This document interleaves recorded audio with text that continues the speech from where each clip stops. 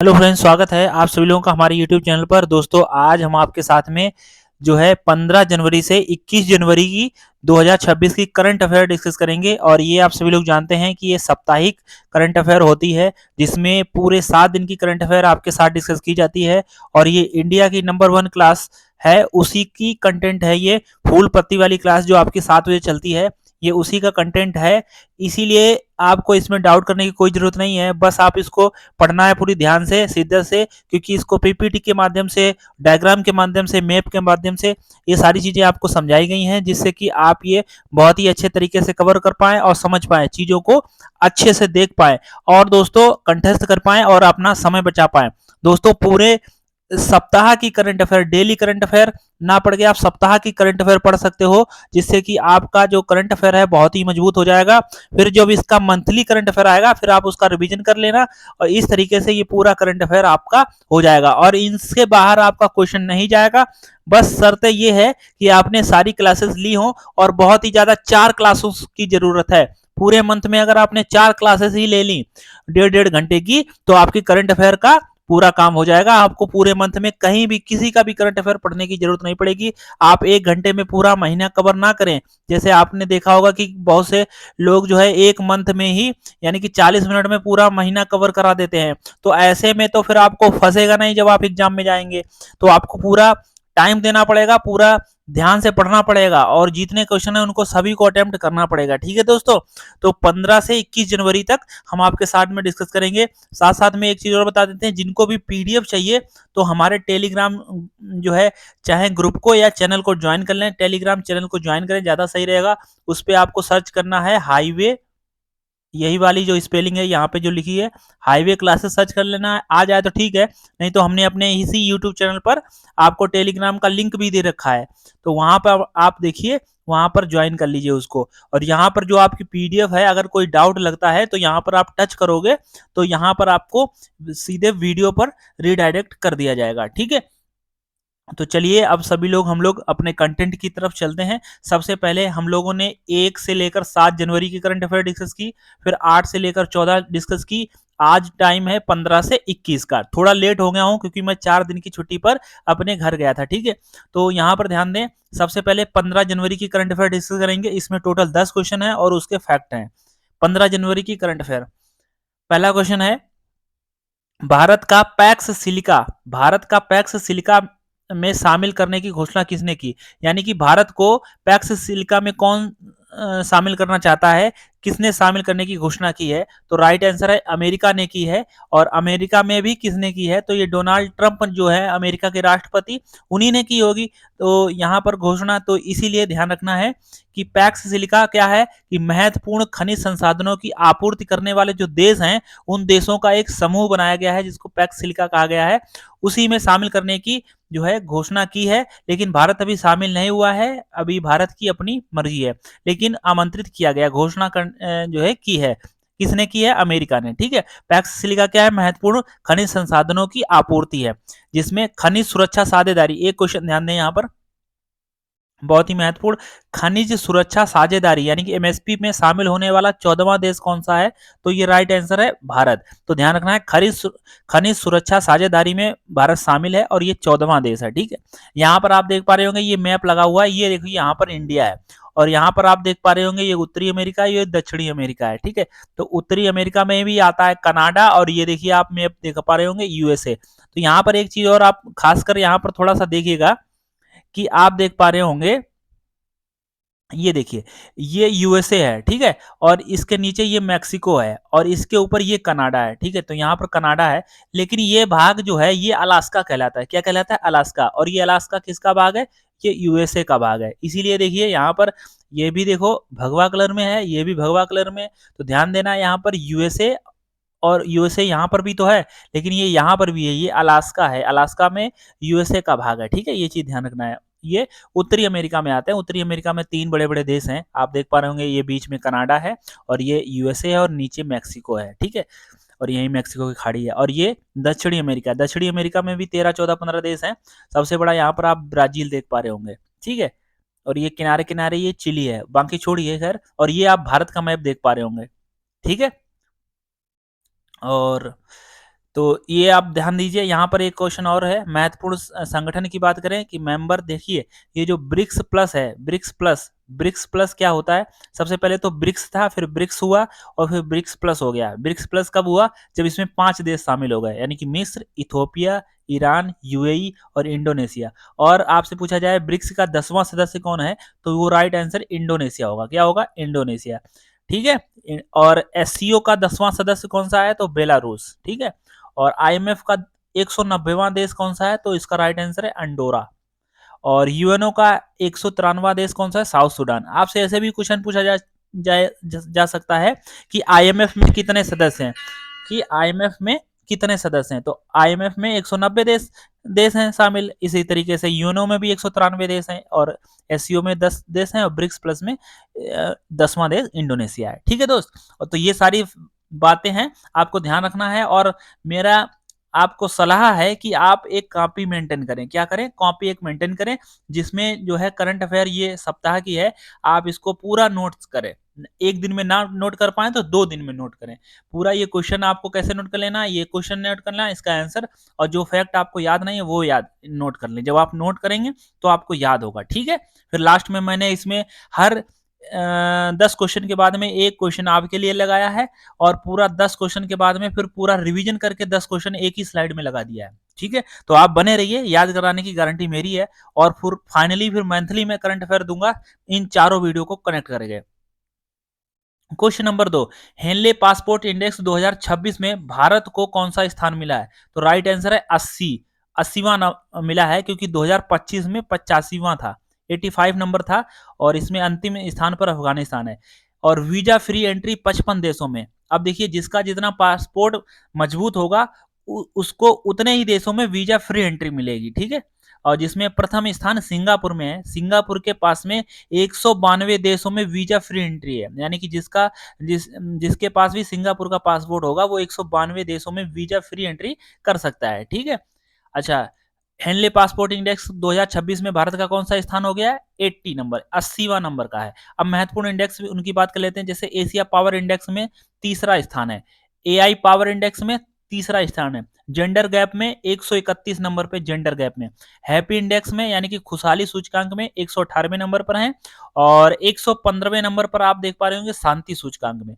तो शांति होगी तो खुशी होगी, तो शांति खुशी पास पास में है। देखिए 118 115 थोड़ा रिलेट करके याद करेंगे तो याद होगा। ठीक है।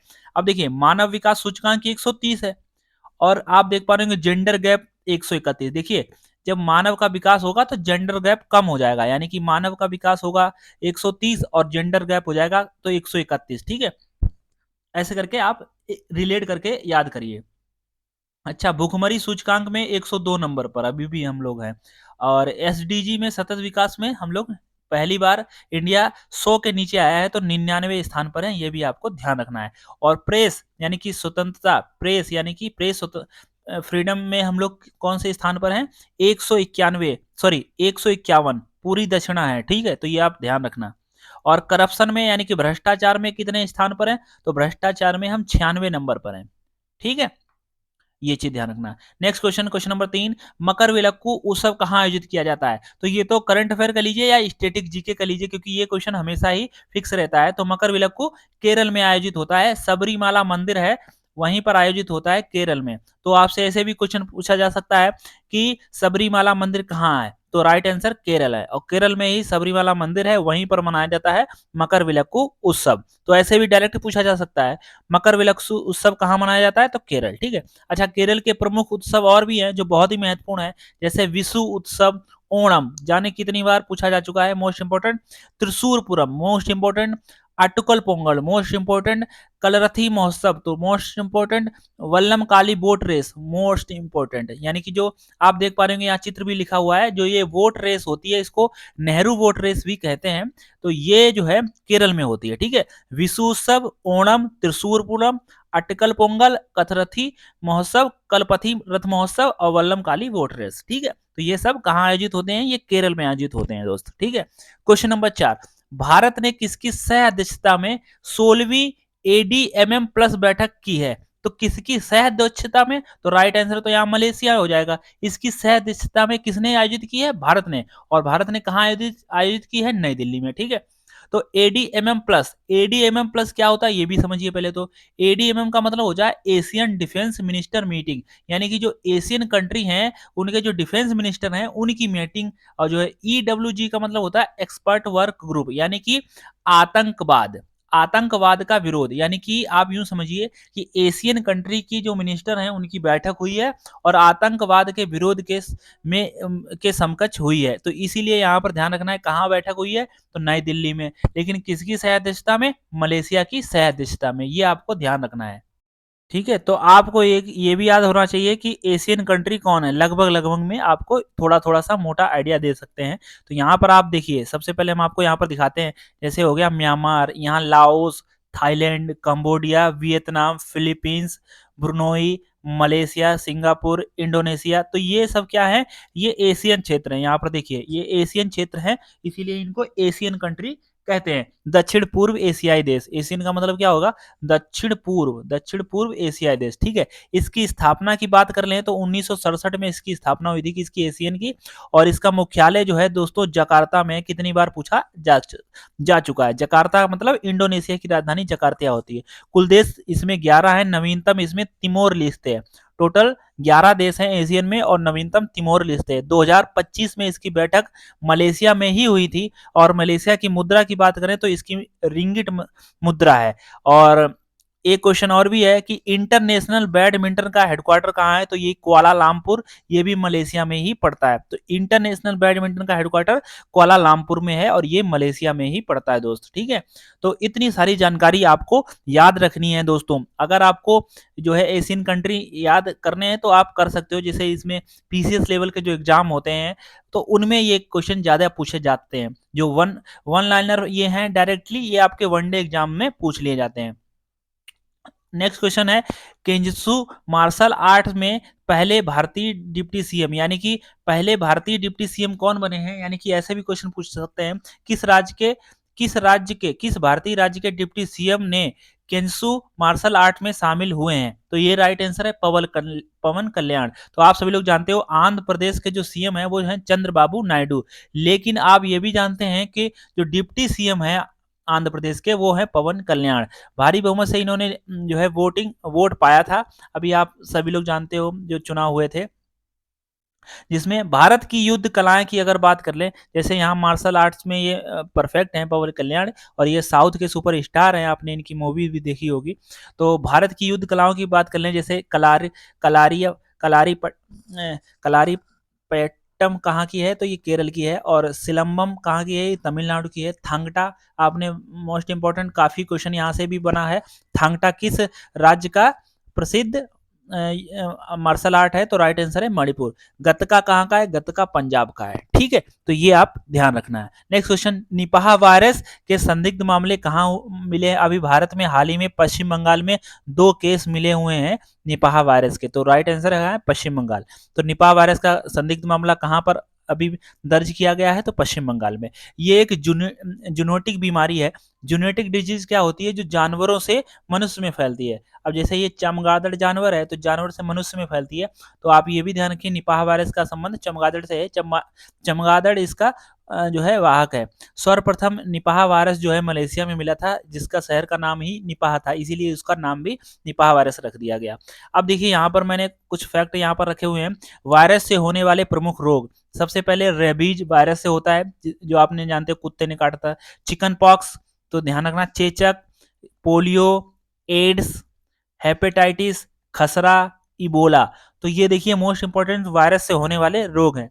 आपसे क्वेश्चन ऐसे भी पूछा जा सकता है कि निम्न में से कौन सा वायरस से होने वाला रोग नहीं है। तो 3 ऑप्शन ऐसे होंगे जिसमें वायरस से होने वाले होंगे और चौथा ऐसा होगा जो किसी अन्य से हो जाएगा।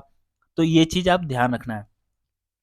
सुप्रीम कोर्ट ने केंद्र सरकार से किस कानून में रोमियो जूलियट क्लॉज लाने का आग्रह किया है। यानी कि सुप्रीम कोर्ट ने एक केंद्र सरकार से आग्रह किया है कि रोमियो जूलियट क्लॉज लाने का प्रावधान किया जाए।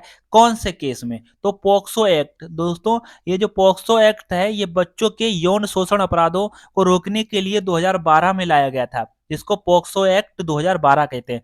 बच्चों के यौन शोषण अपराधों के लिए लाया गया था। अच्छा, इसमें मेल फीमेल दोनों हैं, ऐसा नहीं है कि सिर्फ फीमेल के साथ में यौन शोषण अपराध होता है, तो जो बच्चे हैं मेल हैं उनको भी इसमें इंक्लूड किया गया है। तो पोक्सो एक्ट मेल और फीमेल दोनों को है, इसमें जेंडर के लिए स्पेशली जेंडर फीमेल जेंडर के नहीं है। तो सुप्रीम कोर्ट ने कहा है कि आप इसमें जो पोक्सो एक्ट है उसमें रोमियो जूलियट क्लॉज इसमें ऐड कर दीजिए। वो क्यों कहा गया है? तो दोस्तों ये जो पोक्सो एक्ट है जिस पर लग जाता है तो उसकी पूरी जिंदगी खराब ही हो जाती है। तो ये इस तरीके से आप समझ लीजिए। अब देखिए इसमें लोग इसका दुरुपयोग भी करते हैं। कैसे? मान लो किसी ने पोक्सो एक्ट लगवाया, लेकिन ये दो दो बच्चे थे, ये साथ साथ में अपने पढ़ते थे, जाया करते थे ट्यूशन कोचिंग, और मान लेते हैं 18 साल से कम उम्र के थे, ठीक है। तो अब ये इन दोनों का प्रेम हुआ और ये दोनों लोग साथ साथ में लिविंग में रहने लगे। लेकिन क्या हुआ कि फीमेल के माता पिता को पता चल गया। तो अब ज्यादातर यही होता है कि फीमेल के माता पिता को पता चलता है जब 18 साल से कम बच्चा होता है, तो फिर गुस्सा भी आता है और इस बच्चे को जो है बहुत से लोग फंसा देते हैं पोक्सो एक्ट में। और जबकि जो है इनमें देखा जाए तो प्रेम तो दोनों ने किया था, लेकिन फंसा सिर्फ ये वाला व्यक्ति मेल। तो इसीलिए पोक्सो एक्ट का दुरुपयोग ना हो, तो सुप्रीम कोर्ट ने कहा है कि जो दोनों का राजीमंदी है, दोनों का अपना जो है तो उसमें पोक्सो एक्ट ना लगाया जाए। तो इसी एक क्लॉज को ऐड ऐड कर दीजिए जिसका नाम है रोमियो जूलियट क्लॉज, ठीक है। तो जिससे कि उस बच्चे की जिंदगी ना बर्बाद हो, जबकि फैसला दोनों ने साथ साथ में लिया था, इस तरीके से। नेक्स्ट क्वेश्चन नंबर 8, जलवायु आपदाओं के वित्तीय दबाव से बचने के लिए कैटास्ट्रॉफ बॉन्ड बांड्स शुरू करने की सलाह किसने की है? देखिए हाल ही में अभी फरवरी 2026 में आप जानते हो केंद्रीय बजट आने वाला है। तो केंद्रीय बजट आने से पहले केंद्र सरकार ने सभी राज्यों से सलाह मांगी है कि अगर कुछ सुधार या कुछ भी हो तो आप हमें बता दीजिए। तो इसी में एक केरल राज्य ने कहा है कि जलवायु आपदाओं के वित्तीय दबाव से बचने के लिए कैटास्ट्रॉफ बॉन्ड शुरू करने की सलाह दी है। मतलब ये है कि आप सभी राज्यों से एक छोटा सा चंदा ले लीजिए और वो आप इकट्ठा रखिए। वो आप तब काम आएगा कि जब से मान लेते किसी राज्य में भारी भूकंप आ गया, आपदा आ गई, सुनामी आ गया, तूफान आ गया, तो इसमें जिस राज्य की जितनी क्षति होती है वो आप उसमें जो है सहायता करेंगे उस भरपाई को भरने में।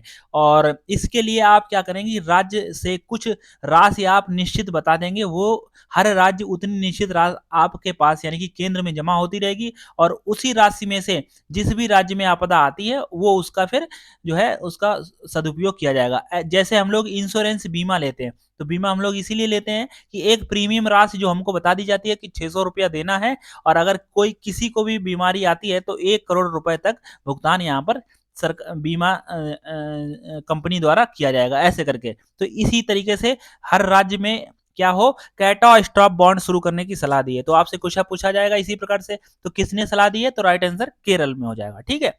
नेक्स्ट क्वेश्चन नंबर 9, भारत का पहला लेग्ड मोबाइल मैनुपुलेटर रोबोट स्क्रोप विकसित करने वाली एक्सटीरिया रोबोटिक्स का संबंध किससे? तो ध्यान रखना है कि एक्सटेरा रोबोटिक्स का संबंध जो है आईआईटी कानपुर से। तो आईआईटी कानपुर ने अभी हाल ही में क्या किया है कि भारत का पहला लेग्ड मतलब पैर वाला, मोबाइल मतलब चलने वाला। देखिए मोबाइल मतलब बात ही करना नहीं होता है, मोबाइल का मतलब होता है जो चीज चलती फिरती है। मैनुपुलेट और रोबोट, तो स्क्रोप जिसका नाम है स्क्रोप विकसित किया है। तो इसने किसने विकसित किया? एक्सटेरा रोबोटिक्स ने किया है, और ये कंपनी है कानपुर की, आईआईटी कानपुर में जो है ये काम होता है, ठीक है। तो ये कैसा रोबोट होगा? जो इसके लेग्ड होगा, ये ऊबड़ खाबड़ वाली जगह पर भी चलने में सक्षम होगा, ठीक है। पहला लेग्ड मोबाइल मैनिपुलेटर रोबोट होगा। तो स्क्रोप क्या है? स्क्रोप एक लेग्ड मोबाइल मैनिपुलेटर रोबोट है, ये भी ध्यान रखना है। और इसको किसने विकसित किया है? एक्सटेरा रोबोटिक्स ने विकसित किया है, और ये आईआईटी कानपुर की है, ठीक है। पूरी बात समझ में आ गई होगी। क्वेश्चन नंबर 10, मध्य प्रदेश ने किस राज्य के साथ जंगली जानवरों के आदान प्रदान के लिए समझौता किया है? तो ध्यान रखना है कि मध्य प्रदेश ने असम राज्य के साथ में अपने जानवरों का आदान प्रदान किया है। देखिए आदान प्रदान किया है असम ने, किसके साथ में? एमपी के साथ में। इसमें जंगली भैंसे हैं, एक सींग वाला गैंडा है। तो देखिए जो भी मध्य प्रदेश के पास है चीते और ये सारी चीजें वो असम पे जाएंगी, और असम की जो एक सींग वाले गैंडा है और जो भी विशेषता है वो भारत मतलब मध्य प्रदेश में आएंगी। देखिए यहाँ पर आप देख पा रहे होंगे, तो ये पूरे भारत है। भारत में वर्तमान में हम आपको बता ही देते हैं 28 राज्य और 8 केंद्र शासित प्रदेश हैं, ठीक है, वर्तमान में। तो इसमें से आप सभी लोग जानते हो, तो यहाँ पर पड़ता है एमपी, ये है मध्य प्रदेश में। मध्य प्रदेश बीचों बीच पड़ता है और ये स्थल अवरुद्ध राज्य है, स्थल अवरुद्ध राज्य। इसी प्रकार आप यहाँ पे देख पा रहे होंगे ये तेलंगाना है, ये भी स्थल अवरुद्ध अवरुद्ध है, और ये देख पा रहे होंगे छत्तीसगढ़ है, ये भी स्थल अवरुद्ध है, और यहाँ पर झारखंड है, ये भी स्थल अवरुद्ध राज्य है। ठीक है, तो इस तरीके से आप ध्यान रखना है, आपसे ऐसे भी पूछा जा सकता है। और यहाँ पर आप देख पा रहे होंगे ये पश्चिमी तट होता है, ये पूर्वी तट। पश्चिमी तट में टोटल 5 राज्य आते हैं और पूर्वी तट में टोटल 4 राज्य आते हैं। इसी प्रकार यहाँ पर आप देख पा रहे होंगे ये है 7 सीटर। 7 सीटर यानी कि पूर्वोत्तर राज्य जिनको बोला जाता है। टोटल इसमें 7 राज्य आते हैं, ये आप ध्यान रखना है, जिसमें सिक्किम इंक्लूड नहीं है। आपसे ऐसे भी क्वेश्चन पूछा जा सकता है दिए गए ऑप्शन में कौन 7 सीटर में यानी पूर्वोत्तर राज्य में आता है जिसमें सिक्किम नहीं आता है। तो यहाँ पर देखिए अरुणाचल प्रदेश है, यहाँ यहाँ पर आप देख पा रहे हो असम है, यहाँ मेघालय, ये त्रिपुरा है, ये मिजोरम है, और ये नागालैंड है, ये इसी के बीच में ये असम है। तो असम से क्या होगा, मध्य प्रदेश में आएंगे, मध्य प्रदेश से असम में जाएंगे। ठीक है दोस्त, नेक्स्ट। अब देखिए ये टोटल आपके 10 क्वेश्चन हो गए हैं 15 जनवरी के। तो 15 जनवरी फटाफट रिवीजन आपको करते बता देते हैं। पैक्स सिलिका जो है, पैक्स सिलिका में देखिए एमएसपी में भारत 14वां सदस्य हो गया। ध्यान ये भी देना है कि पैक्स सिलिका में शामिल करने की सलाह किसने दी है, यानी कि घोषणा किसने करी है, यूएसए ने, अमेरिका ने करी है, ट्रंप के। हेनली पासपोर्ट इंडेक्स में 80वां स्थान है और 2025 में 85 नंबर पे थे। मकर विलक्कू उत्सव कहाँ मनाया जाता है, केरल में मनाया जाता है। एडीएमएम प्लस बैठक जो एशियन जो डिफेंस मिनिस्टर है उनकी बैठक कहाँ हुई है, नई दिल्ली में हुई है। लेकिन किसके सह अध्यक्षता में, तो ध्यान रखना मलेशिया के सह अध्यक्षता में। ठीक है, अच्छा, केंसु मार्शल आर्ट में शामिल होने वाले एकमात्र भारतीय व्यक्ति तो पवन कल्याण जो है ये डिप्टी सीएम है। कहाँ के डिप्टी सीएम है, आंध्र प्रदेश के डिप्टी सीएम है। निपाह वायरस का हाल ही में पुष्टि की गई जिसके संदिग्ध 2 मामले मिले हैं, तो ये पश्चिम बंगाल में जो है इसके 2 मामले मिले हैं निपाह वायरस के। आप ये बताएं निपाह वायरस जो है ये कहाँ से आया है, किस देश से आया है। ठीक है, रोमियो जूलियट क्लॉज शामिल करने की अभी घोषणा की है, तो किसने की है, सुप्रीम कोर्ट ने। तो ये किससे संबंधित है, ये पोक्सो एक्ट से संबंधित है। सीएटी बॉन्ड्स, ठीक है, तो आपदा में जब कोई समस्या आएगी तो उसके लिए बॉन्ड्स, सीएटी बॉन्ड्स बनाया जाएगा। तो ये किस राज्य ने सलाह दी है, तो केरल ने सलाह दी है। स्क्रोप रोबोटिक जो है आईआईटी कानपुर ने विकसित किया है, ये एक रोबोट है, लेग्ड मोबाइल रोबोट है स्क्रोप। ठीक है, पशु आदान प्रदान अभी हाल ही में किसने किया है, मध्य प्रदेश और असम के बीच में समझौता हुआ है। तो देखिए दोस्तों आपने सारा क्वेश्चन एक ही बार में कर लिया है। अगर आपने मेरे साथ मेहनत से 20-22 मिनट दिए हैं 15 जनवरी की करंट अफेयर पढ़ने में, तो आपको एक क्वेश्चन यहाँ पर ये बताना ही चाहिए। क्या है कि एशिया पावर इंडेक्स 2026 में भारत को कौन सा स्थान मिला है, पहला, दूसरा, तीसरा या चौथा। आप कमेंट में उत्तर जरूर लिखना। ठीक है, इस क्वेश्चन का। अब आइए 16 जनवरी 2026 की करंट अफेयर, जिसमें जो डेली करंट अफेयर है उसका हम लोग निचोड़ निकाल लेते हैं। देखिए पहला क्वेश्चन है, पृथ्वी से एक प्रकाश दिवस की दूरी तक पहुंचने वाली पहली मानव निर्मित वस्तु कौन सी है। देखिए पृथ्वी से एक प्रकाश दिवस, देखिए एक आपने नाम सुना होगा प्रकाश वर्ष, प्रकाश वर्ष जिसको इंग्लिश में कहते हैं एक 1 लाइट ईयर। तो 1 लाइट ईयर ये जब आपने फिजिक्स पढ़ी होगी तो फिजिक्स में जो पहला ही जो चैप्टर होता है विमा वाला, उसमें आपने ये पढ़ा होगा। तो प्रकाश वर्ष किसकी इकाई है, तो ध्यान रखना ये दूरी की इकाई है। लेकिन यहाँ पर प्रकाश वर्ष नहीं लिखा है, प्रकाश दिवस लिखा है। प्रकाश दिवस क्या होता है, देखिए सबसे पहले आप समझिए, प्रकाश की जो चाल होती है वो 3 गुणा 10 की पावर 8 मीटर पर सेकंड होती है। इसको हम लोग 3 लाख किलोमीटर पर सेकंड भी कह सकते हैं। ठीक है, अब देखिए एक लाइट डे, एक लाइट डे में क्या होगा, तो ये प्रकाश प्रकाश की हो गई 3 गुणा 10 की पावर 8 मीटर पर सेकंड। और जिसमें आपने एक दिन ले रहे हैं, एक दिन, तो एक दिन में देखिए पहले तो 60 जो है और 60 इतने से गुणा करनी पड़ेगी, और 24 यानी कि टोटल 24 घंटे की बात हो रही है। 24 घंटे में जो है 60 से गुणा करेंगे तब मिनट में आएगा, मिनट में 60 से गुणा करेंगे तो तब सेकंड में आएगा। ठीक है, अब तब ये आ पाएगा मीटर पर सेकंड में। तो ध्यान रखना इतनी से गुणा करेंगे तब जाकर एक लाइट डे होगा। और नीचे वाला काट दीजिए, ये कोई मतलब नहीं है। ठीक है, तो इतना लाइट डे जो है यहाँ पर पहुंचने वाली पहली मानव निर्मित वस्तु कौन सी है, तो ये ध्यान रखना है वाइजर फर्स्ट है। तो वाइजर फर्स्ट क्या है, ये जो है इसको लॉन्च किया गया था 1977 में ही। तो ध्यान रखना ये एजेंसी किसने लॉन्च किया था, नासा ने। तो नासा ने वाइजर फर्स्ट को कहाँ पहुंचा दिया गया है, तो एक प्रकाश दिवस दूरी तक पहुंचने वाली पहली मानव निर्मित वस्तु बनी है, तो इसका नाम है वाइजर फर्स्ट। तो वाइजर फर्स्ट को किसने लॉन्च किया है, यानी कि किससे संबंधित है, तो नासा। और नासा ये कहाँ की अंतरिक्ष एजेंसी है, तो यूएसए यानी कि अमेरिका की अंतरिक्ष एजेंसी है। ठीक है दोस्त, नासा। नेक्स्ट क्वेश्चन, यूएसए ने मुस्लिम ब्रदरहुड को आतंकवादी संगठन घोषित किया है, इसका मुख्य संबंध किन देशों से है? तो ध्यान दीजिए, मुस्लिम ब्रदरहुड का आतंकी संगठन घोषित किया है यूएसए ने। अब मुस्लिम ब्रदरहुड मतलब दो तीन लोग होंगे तो, और मुस्लिम कंट्री तो ध्यान रखना है, तो मिस्र, लेबनान व जॉर्डन, ये जो तीन लोग हैं, इन तीनों कंट्रियों को अमेरिका ने मुस्लिम ब्रदरहुड को आतंकवादी संगठन घोषित किया है। इसका मुख्य संबंध है इन तीनों देशों से, किनसे? मिस्र, लेबनान और जॉर्डन से। दोस्तों ये तीनों ही देश इजराइल के पड़ोस में है, तो ध्यान रखना ये क्यों किया है कि घोषणा यूएसए ने की है, ट्रंप प्रशासन ने, कारण हमास का समर्थन करते हैं व इजराइल का विरोध करते हैं। आप सभी लोग जानते हो कि जो इजराइल है, इजराइल की ही जो है अंदर एक संगठन है, जो है इसको कहते हैं गाजा पट्टी, और इसी गाजा पट्टी में हमास जो है एक आतंकवादी संगठन है, वो इसमें एक्टिव है। तो अब देखिए ये हमास का समर्थन करते हैं और इजराइल का ये विरोध करते हैं, इसीलिए इनको, और इजराइल जो है अमेरिका का सपोर्ट में रहता है, यानी कि इजराइल और अमेरिका की बनती है, ठीक है। तो इसीलिए, और ये जो कंट्री हैं ये सब पड़ोस में है तीनों, तो मिस्र और लेबनान और जॉर्डन को आतंकवादी, यानी कि मुस्लिम ब्रदरहुड को आतंकवादी संगठन घोषित किया है। तो ये आप ध्यान रखना है, ठीक है।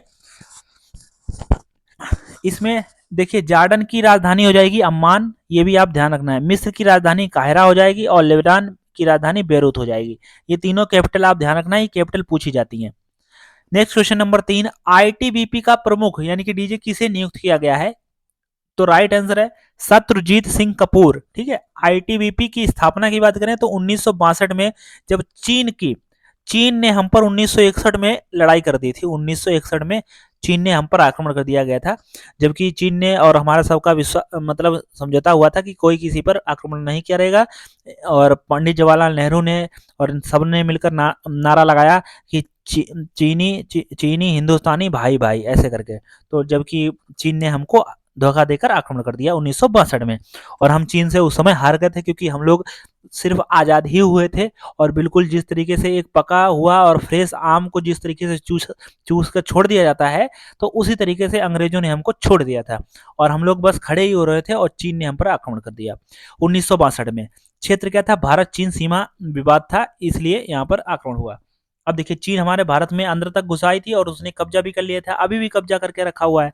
इसीलिए फिर हमने 1962 में, वो 61 में युद्ध हुआ, 1962 में हमने इंडो तिब्बत बॉर्डर पुलिस की स्थापना कर दी, जिसका नाम है आईटीबीपी, और ये चीन की सीमा पर तैनात है प्रमुख में, और इसके प्रमुख में हेड कौन है?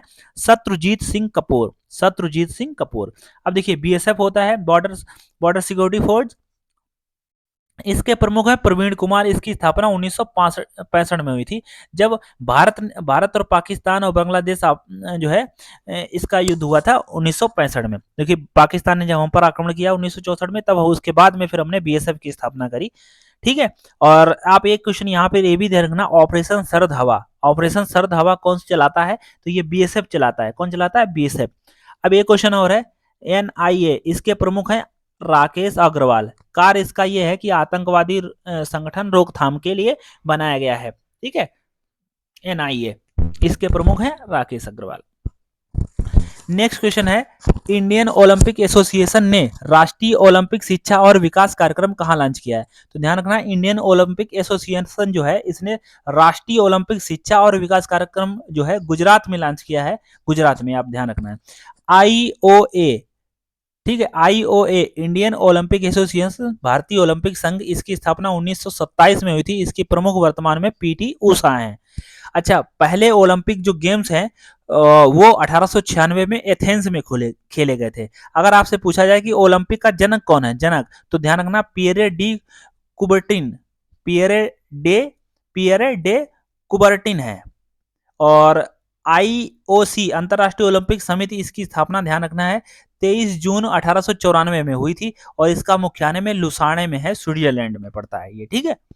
Next question number 5, NITI Aayog के निर्यात तैयारी सूचकांक में बड़े राज्यों में शीर्ष स्थान पर कौन है? तो ध्यान रखना है, नीति आयोग ने एक सूचकांक जारी किया है जिसका नाम है निर्यात तैयारी सूचकांक, यानी कि कौन सा ऐसा राज्य है जो निर्यात में सबसे आगे है, निर्यात में सबसे आगे है, और यानी कि और सुविधाओं निर्यात भी है, और साथ साथ में उसका बेसिक स्ट्रक्चर जो है उसमें सब में भी होगा, तभी निर्यात हो पाएगा। तो इसमें है महाराष्ट्र। तो महाराष्ट्र जो है निर्यात तैयारी सूचकांक में पहले स्थान पर है महाराष्ट्र बड़े राज्यों में। और छोटे राज्यों की बात करें और पूर्वोत्तर राज्यों की बात करें, छोटे राज्य प्लस पूर्वोत्तर राज्य दोनों को मिलाकर बात करें तो ध्यान रखना है उत्तराखंड इसमें पहले स्थान पर है। और अगर डिस्ट्रिक्ट की बात करें यानी कि कौन सा जिला जो है वो निर्यात तैयारी सूचकांक में पहले स्थान पर पूरे भारत में, तो राइट आंसर है जामनगर। जामनगर कहाँ पड़ता है, तो ये गुजरात में पड़ता है जामनगर दोस्त, ठीक है, जामनगर गुजरात। नीति आयोग की बात करें तो आप सभी लोग जानते हो नीति आयोग की स्थापना 1 जनवरी 2015 को हुई थी। इसके उपाध्यक्ष जो है सुमन बेरी हैं प्रेजेंट टाइम में, और सीईओ BVR सुब्रमण्यम है, और इसके अध्यक्ष जो है पीएम होते हैं, और पीएम इस समय मोदी जी हैं, और जब से ये बना हुआ है तब से ही मोदी जी हैं इसके पीएम, ठीक है। नेक्स्ट क्वेश्चन है पर्यावरण का नोबेल कहा जाने वाला टायलर पुरस्कार किसे सम्मानित किया गया 2026 में। देखिए पर्यावरण का नोबेल किसे कहते हैं, टायलर पुरस्कार होता है, ये 2026 में किसे मिला है, तो राइट आंसर है टोबी कियर्स।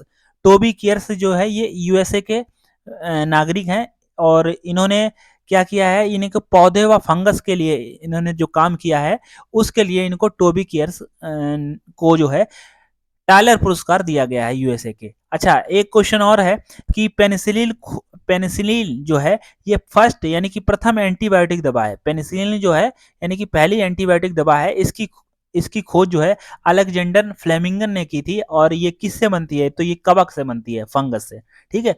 कवक से क्या बनता है, पेनिसिलिन, और पेनिसिलिन की खोज किसने की थी, अलेक्जेंडर ने, और ये पहली एंटीबायोटिक दवा है पेनिसिलिन, ठीक है। आपसे ऐसे क्वेश्चन भी पूछा सकता है। देखिए सारे बहुत सारे क्वेश्चन हैं जो इसमें छिपे हुए हैं। आपसे क्वेश्चन पूछा जाएगा पहली एंटीबायोटिक दवा कौन सी है, तो राइट आंसर है पेनिसिलिन। पेनिसिलिन की खोज किसने की, अलेक्जेंडर ने। पेनिसिलिन किससे बनाया जाता है, कवक से बनाया जाता है। तो देखिए कितने सारे क्वेश्चन है। अब देखिए नेक्स्ट क्वेश्चन है कर्ण फ्राइज और वृंदावनी नस्लों का संबंध किस जानवर से है, तो राइट आंसर है गाय से है, काउ से है, ठीक है। तो कर्ण फ्राइज ऐसा लग रहा है कुछ जो है मोमोज फ्राइज कर दो ऐसे करके।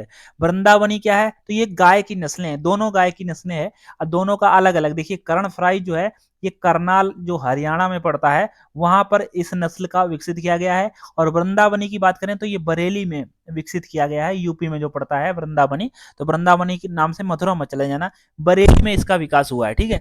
एक क्वेश्चन और ले लीजिए, वैदिक जो नाम है गाय का वैदिक नाम जो है क्या है, वो अघन्य है। अघन्य का मतलब होता है वध ना करने योग्य, यानी कि वैदिक यानी कि वेदों में गाय को क्या कहा गया है, अघन्य कहा गया है, मतलब होता है इसका वध ना करने योग्य।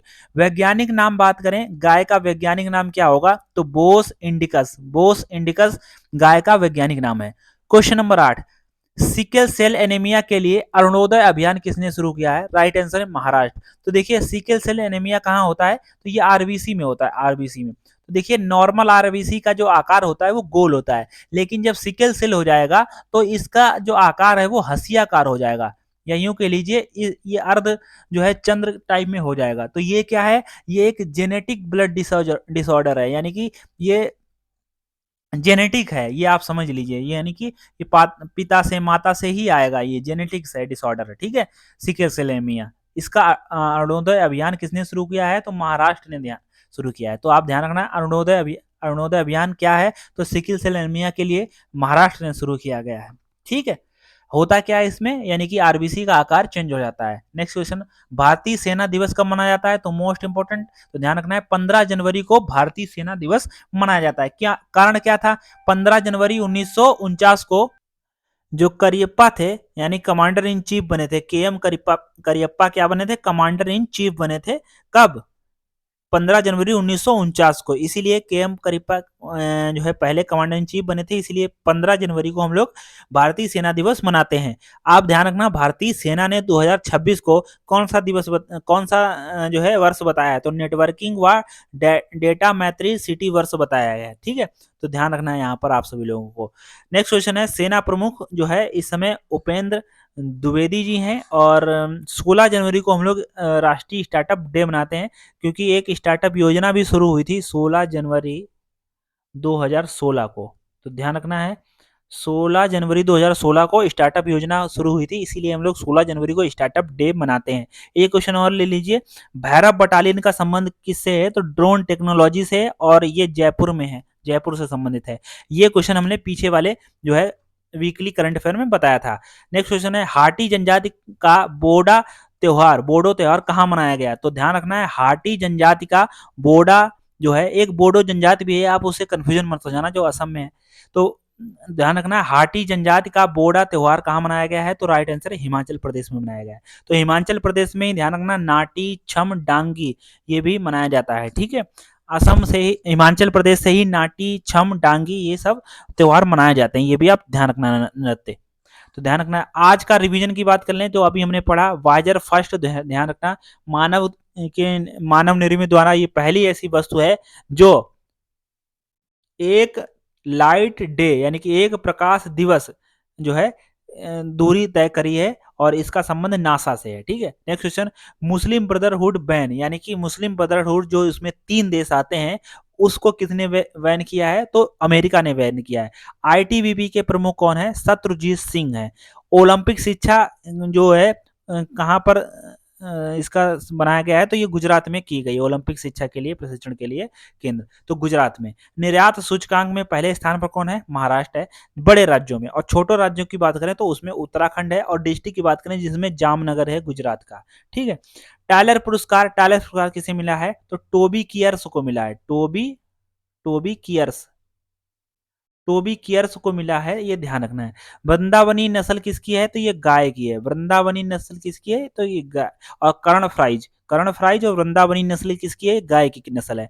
अरुणोदय अभियान जो है ये किस लिए चलाया गया है, तो अभी हमने बताया सिकल सेल एनीमिया के लिए चलाया गया है अरुणोदय अभियान। इसमें क्या होता है, आरबीसी का आकार बदल जाता है, यानी कि गोल से हंसी आकार हो जाती है। क्वेश्चन नंबर 9, यानी कि सेना दिवस कब मनाया जाता है, 15 जनवरी को, और हमने बताया था 16 जनवरी को क्या मनाया जाता है, आप हमें बताइए। तो बोडो त्योहार, तो ध्यान रखना है बोडो त्योहार कहाँ मनाया गया है, सॉरी बोडो नहीं, बोडा त्योहार कहाँ मनाया गया, हिमाचल प्रदेश में, हिमाचल प्रदेश में, ये चीज आप ध्यान रखना है, ठीक है। तो ये आपने देखा, बहुत ही सुंदर जो है। अब आप लोग चलिए और बताइए कि क्वेश्चन जो आप बताइए इसका आंसर आप हमें कमेंट बॉक्स में करिए कि अंतरराष्ट्रीय ओलंपिक समिति की स्थापना किस वर्ष हुई थी, आप चलो बताओ। अभी इसको मैंने अपने जो लेक्चर में कवर किया है। 17 जनवरी 2026 का करंट अफेयर हम लोग देखते हैं सभी लोग। सबसे पहला क्वेश्चन है कि सेबी चेयरमैन के अनुसार भारत का आईपीओ की संख्या में वैश्विक स्तर पर कौन सा स्थान है। देखिए आईपीओ क्या होता है, आईपीओ का मतलब होता है इनिशियल पब्लिक ऑफर, यानी कि जब कोई कंपनी पहली बार फर्स्ट टाइम अपने शेयर बेचती है। और ये क्यों बेचती है, फंड इकट्ठा करने के लिए, यानी कि ज्यादा रुपया आ जाए, जिससे हम लोग ज्यादा जो है कंपनी बड़ी कर पाए और हमें भी लाभ हो और जिसका रुपया उसे भी लाभ हो, इसीलिए यहाँ पर आईपीओ निकाला जाता है, ठीक है। आईपीओ मतलब जब कोई कंपनी पहली बार अपने शेयर बेचती है, अपना हिस्सा बेचती है अपनी कंपनी में से, ठीक है, तो उसको आईपीओ कहते हैं। तो ऐसे मामले में यानी कि ये विश्व में सभी कंपनी आईपीओ निकाल रही है, उस मामले में भारत कौन से स्थान पर है, तो उस मामले में भारत प्रथम स्थान पर पहुंच गया है, यानी कि सेबी ने ये घोषणा की है। देखिए आईपीओ जो है आईपीओ ये रेगुलेट कौन करता है, ये सेबी रेगुलेट करता है। आईपीओ कह लीजिए या म्यूचुअल फंड कह लीजिए या एसआईपी कह लीजिए, ठीक है, तो ये जो है सबको कौन रेगुलेट करता है, सेबी, ठीक है।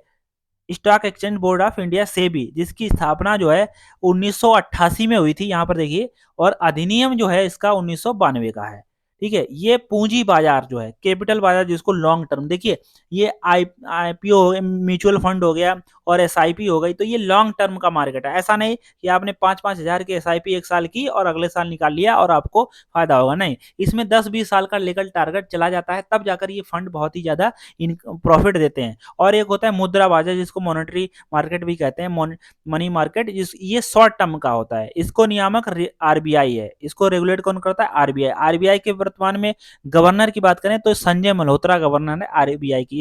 इसकी स्थापना 1 अप्रैल 1935 में हुई थी। 1934 के अधिनियम के तहत राष्ट्रीयकरण किया गया इसका 1 जनवरी 1949 में, ठीक है, आरबीआई का, ठीक है। और आप सभी लोग जानते हो सेबी के जो चेयरमैन है वर्तमान में तुहिन कांता पांडे, ठीक है, ये आप ध्यान रखना है। तो इतनी सारी जानकारी हमने दे दी आपको। सेबी की अनुसार भारत का जो आईपीओ है वो विश्व में पहले स्थान पर आ गया।